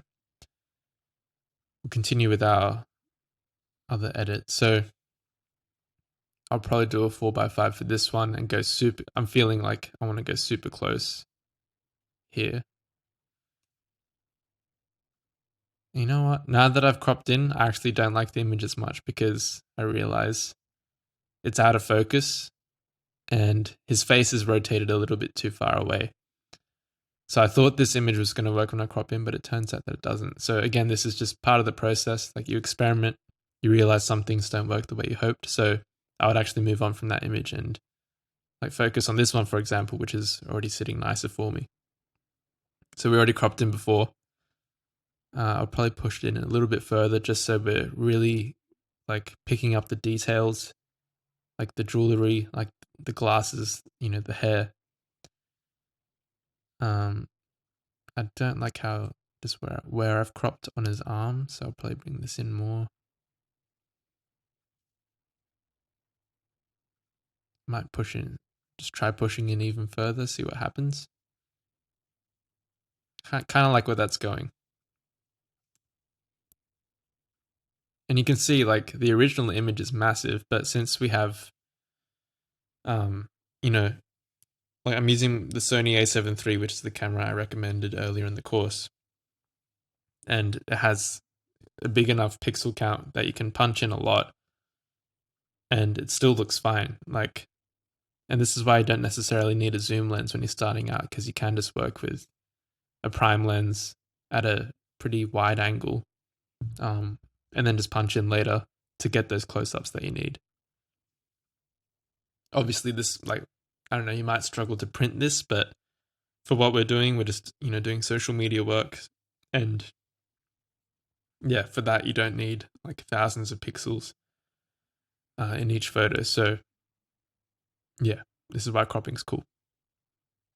So going into the edit, I like it looking a little bit bright there. I'll bring up the contrast so we're just getting a little bit more detail. See how it looks. No highlights. So by bringing down the highlights, I see the other side of his face more, but I actually prefer the effect of having it, the photo glowing more. Bring down the shadows, so we're just emphasizing that light. Push the whites up a bit. Again, just add more contrast by bringing down the blacks. Actually, I'm not sure. I'm liking the faded sort of look here. Again, we'll push the contrast a little bit more with that S-curve. And another trick you can do is once you've brought this side down, you can slide this little guy up to fade out the blacks. And that gives you that very like film camera faded look. I used to like this effect a lot when I was starting out, but I've sort of gotten over it, and I prefer just having the high contrast for that, again, that dramatic theatric look. And we're going past color, and changing these settings does actually affect the image, even though we're not working with color. So it's worth playing around with, but I'm not going to go over it here because I don't think I just don't want to focus on this part of the process for the beginners course. But again, just worth playing with. Like, I don't know. I don't really think you need to, but again, just worth trying out so you know what tools you have available. Bump up the texture and clarity. Might be a bit too much. Mess around with the dehaze. It's not doing much for me bringing it that way. That's actually pretty cool bringing it up though. Yeah, I'm actually liking that a fair bit. So that's one case where dehaze is actually really effective because we have haze in the shot, right? Just gotta be careful. I'm not ruining any part of the image by pushing this setting too far. Okay, let's put it there. And then vignette. We're already getting some of it naturally, some of that effect naturally, so I might not add much more. You can play around with grain if you want, but I don't think Lightroom's grain looks that good in my opinion, so I don't use it, but if you like the look of it, go for it. And that's it. That's our second photo edited. So I'm going to leave it there because I feel like this has gone for an hour. I think it has, probably longer.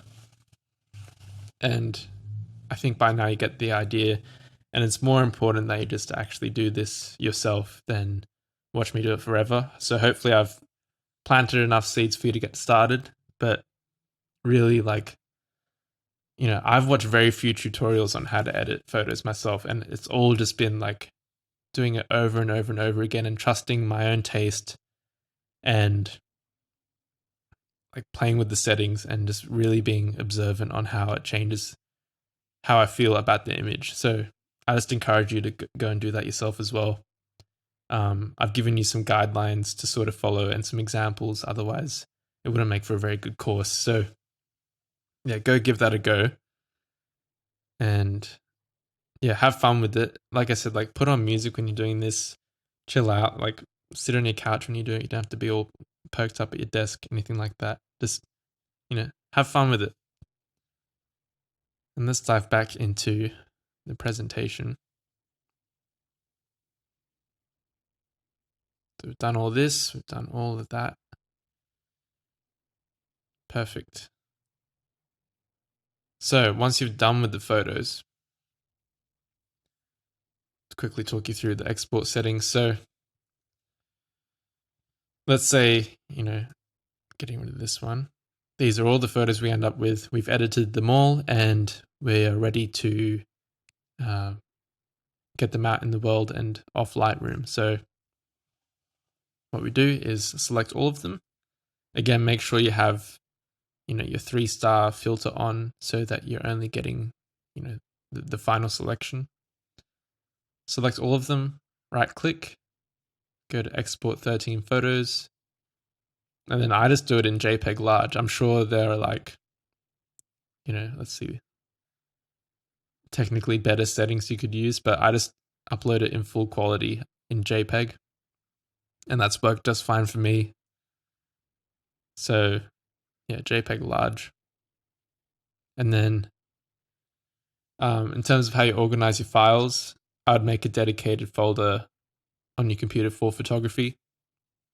And then I name it by the artist. So in this case, we've got vinyl 45. You got your folder there, and then you hit export, and that's it. I don't do anything more than that. And that'll take some time. And once that's done, we'll jump into that folder.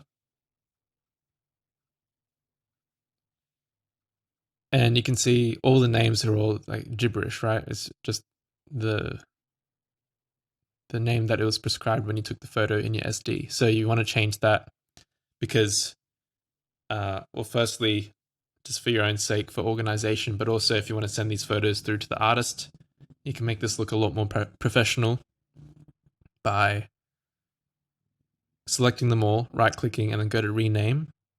And then here you can go format, name, and index, right? So what you do is put in the name of the artist and then do underscore the date that you shot it, whenever it was, and then underscore again. And then you can set this after name and then start numbers at 1. Hit rename, and now it's renamed every single photo without you having to type every single thing out. And now it looks way more organized. You can tell who it is, when it was shot, and what photo in the set it is. So when you send this through to the artist, it's just going to be like a nice touch. So you're not just sending them gibberish names. And then after that, we've renamed them. So uploading to the cloud. So for this, you can either use a free Google Drive account or Dropbox. And all you have to do is open it up and then drag the folder into the website. I'm going to let you figure that out. But I like using Dropbox because the folders sync to your file browser. I'm pretty sure Google Drive does this as well, but I just happen to like Dropbox anyway. And you can have your library here as well. I like to save one copy on my external SSD and one copy here on Dropbox. You should have more backups as well, but I'm not doing that right now. So chuck the folder in here as well, and then it'll immediately upload to Dropbox. And when it's time to send the photos to the artist, it will be in the cloud, and they will just be able to download it off the internet, and it makes for a very smooth transaction. I had to cut the recording there a bit because I was getting very tired and a little bit delirious and even more incoherent than I normally am. But we're back in black, and yeah, that's the whole process. So now you might be wondering what comes next, right? So once you've, edited everything, you've exported and you've organized your files, I highly encourage you to go and upload your, either your favorite photo from your shoot or just a few of them to the community. And this isn't like, any sort of competition about, who took the better photo or how gifted you are at, photography on your first shoot. This is just like, it's not about how good the photos look. It's just about you planting the flag saying, I did my first shoot. I actually did, what Jade said. And I've now become a concert photographer, right? So yeah, firstly, I would love to see that because, um, you know, the fact that you're here right now, you've gone through hours of me blabbing on about photography. And not only that, but you've actually applied the knowledge out in the world and gone and taken the photo is actually worth, a little bit of celebration. So yeah, go and do it. Go upload your photos to the community. And it's going to be really cool, I think, to see, how each of us start out. And it's going to be great to look back on as well. So yeah, go do it. And then, so now that, you sort of know the basic process for doing live music photography, you've done your first shoot, but that doesn't necessarily mean like the whole process is set in stone in your mind. So you might want to go and do this a few more times, just using the steps I've taught you so far to get comfortable with it. And this might take 3 shoots, it might take 10 shoots. Do as much as you feel like until you sort of find your own rhythm, and you might even start to discover your own techniques already. And yeah, once you've done that, or if you want to accelerate the process of doing that, I would like to personally invite you to step inside the inner circle. So this is an exclusive community within Creators Circle. It's separate. And yeah, this is for people who have got the basics down, or you want to accelerate your learning process and you want to expand your knowledge, right? And your skill set and your network. So I've created Inner Circle for you to do just that. And in the Inner Circle is the Advanced Concert Photography course, among other things which we'll go over. And that course includes the introduction, your first week, which we've already done. So that's this whole module. But on top of that, obviously, we have advanced shooting techniques. So this is where I go over just in way more detail about how I approach the shoot. In fact, let me show you the Notion. You can see all my behind the scenes stuff here.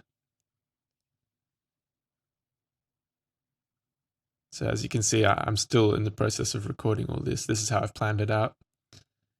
So this is everything you just had in this first week, right? And now in Inner Circle, you're going to be getting all of this. It will look a bit different by the time I actually make it. So, take it with a grain of salt. But that's the amount of volume you'll be receiving inside the advanced course. So yeah, things like the ultimate shot checklist. So in here, I sort of talk about it's pretty similar to what we covered in the intro week, but just in way more detail. So just going over in a really granular way, all the different types of shots that I sort of categorized in my mind for you to take inspiration from. Some creative shooting techniques. So these are just some special methods that I use to take more interesting photos. And then, sort of how to develop your own style in photography, what sort of challenges might arise. And then I'll be doing a live shoot. So I'll film like a whole live music shoot and just sort of commentate over it and explain my thought process in real time. So you can see inside my brain when I'm shooting, and just some gear suggestions. So that's week 1, and then in week 2, got advanced editing techniques, right? So I'll just stay in this document. So in there, we'll be going through the full editing workflow. We'll be editing in color. We'll be looking at each step of the process in more detail once again. We'll be looking at these, the export, upload, and storage aspect again, but just in more detail, just some little tricks that help you look more professional, or is a more professional way of going about these processes. And I got a little bonus lesson here on film emulation. So this is how I make my photos look like they're shot on film. Well, at least look like they're inspired by film and have that analog look. We're going over salvaging bad shoots. And again, I'll be doing a live edit like the one we just did in this lesson, but using the full editing workflow process rather than just the basic one that I've made for this course, the beginner's course. And in the future, I'll have photo feedback sessions. So this will make more sense once I explain the bonuses inside Inner Circle, but these will just be recordings of the feedback sessions we do inside. And then, the rest of the course is just about presenting yourself professionally, like setting up socials, building a portfolio website. That's a big one. And how to gather testimonials from the artists so you can, present yourself professionally and have that social proof of who you've shot for. And then I'll be explaining my exact process to reach out to artists and getting gigs and shoot for not only for free, but also get paid to do it, which I also explain in the monetize chapter. So these are methods that, like I said at the beginning of this course, I don't do this full time. I mostly use music photography to just network with other artists. But I've also happened to have figured out ways to make enough money from this where the photography gear pays for itself. And the way it's going right now, it might become full time in the near future. So I'm going to be, I'm learning like throughout this whole process as I make these courses. I'm always learning more. So I'm just going to continue adding information to this course as time goes on. So what you see now might just be like the first iteration of this course, and you'll receive every update at no extra cost. So there's so much more that could be added as I continue to learn. So that's really exciting for me, and hopefully that excites you as well. So that's one course. And as you can see, this is just the introduction, and this is the rest of the course. So that should give you an idea of how much information is going to end up being in this. So we'll jump to the next slide.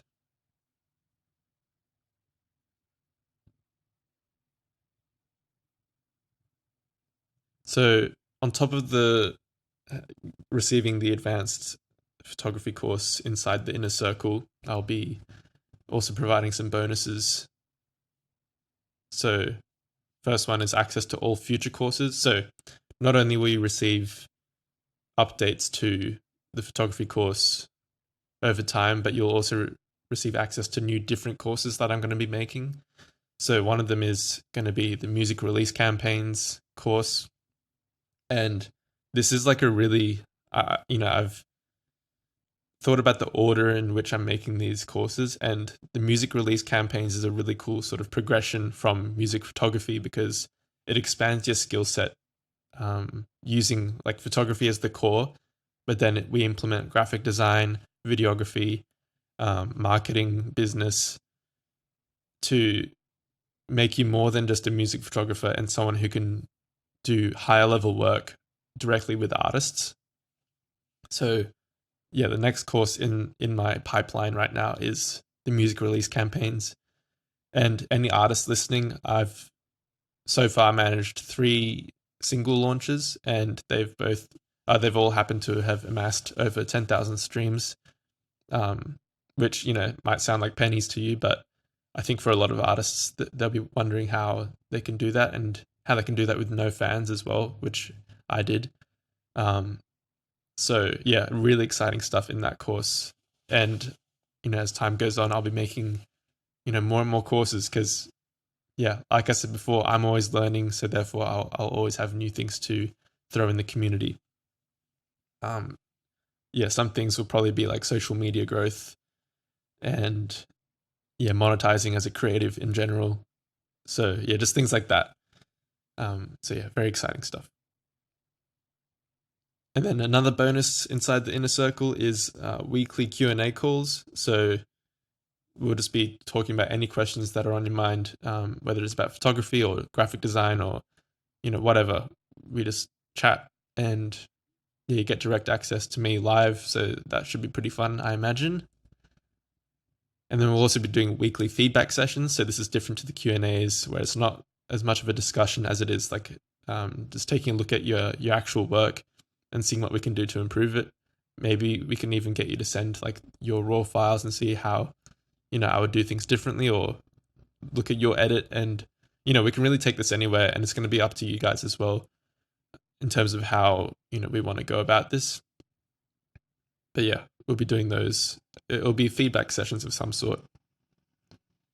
And another bonus of joining the inner circle is you'll be surrounded by other highly committed, highly driven people who are ready to step up their game. So yeah, it's just going to be like, given the nature of it being an exclusive community, you're going to have people who are another level up in terms of how committed they are to their projects.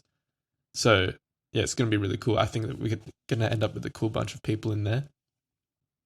And yeah, like I said, many more fun things on the way. Like, yeah, I'm working hard to just make this as good as possible. And I'm excited. Like, we've talked about everything that will be in the inner circle so far, but there's going to be so much more in the future that even I can't see right now. So yeah, it's going to be cool, and it's just only going to increase in value over time. And with that being said, since you're here early, you're here in like very, very early days. I've only been running Creators Circle for, I think, like a couple of weeks now. So Inner Circle will be launching on May 1st. And if you sign up before then, I'll be offering the membership for just $9 a month, right? So everything we just talked about for $9 a month. And as soon as we hit May 1st, that price is going to jump more than double to $19 a month. So yeah, I want to make an incentive for people, for, our founding members to join before then, before May 1st. And yeah, like I said, on May 1st, it's going to jump to $19 a month. And then as I continue to add stuff, it's going to increase in price even more. So yeah, if you join at $9 a month, it'll be $9 a month for life. So you'll get everything here, everything that's added, $9 a month. So go ahead and jump on over to the inner circle and sign up now. And yeah, lock this deal in at the best price it's ever going to be, because, if you think about like how many people are going to be in the creator circle at this very point in time, it's going to be a very small handful of people. So if you happen to be watching this, this is a very exclusive offer, and I'd like to reward that with a nice little incentive. So I'll see you inside there. I think it's going to be fun. I'm looking forward to it. And yeah, hope to see you in there.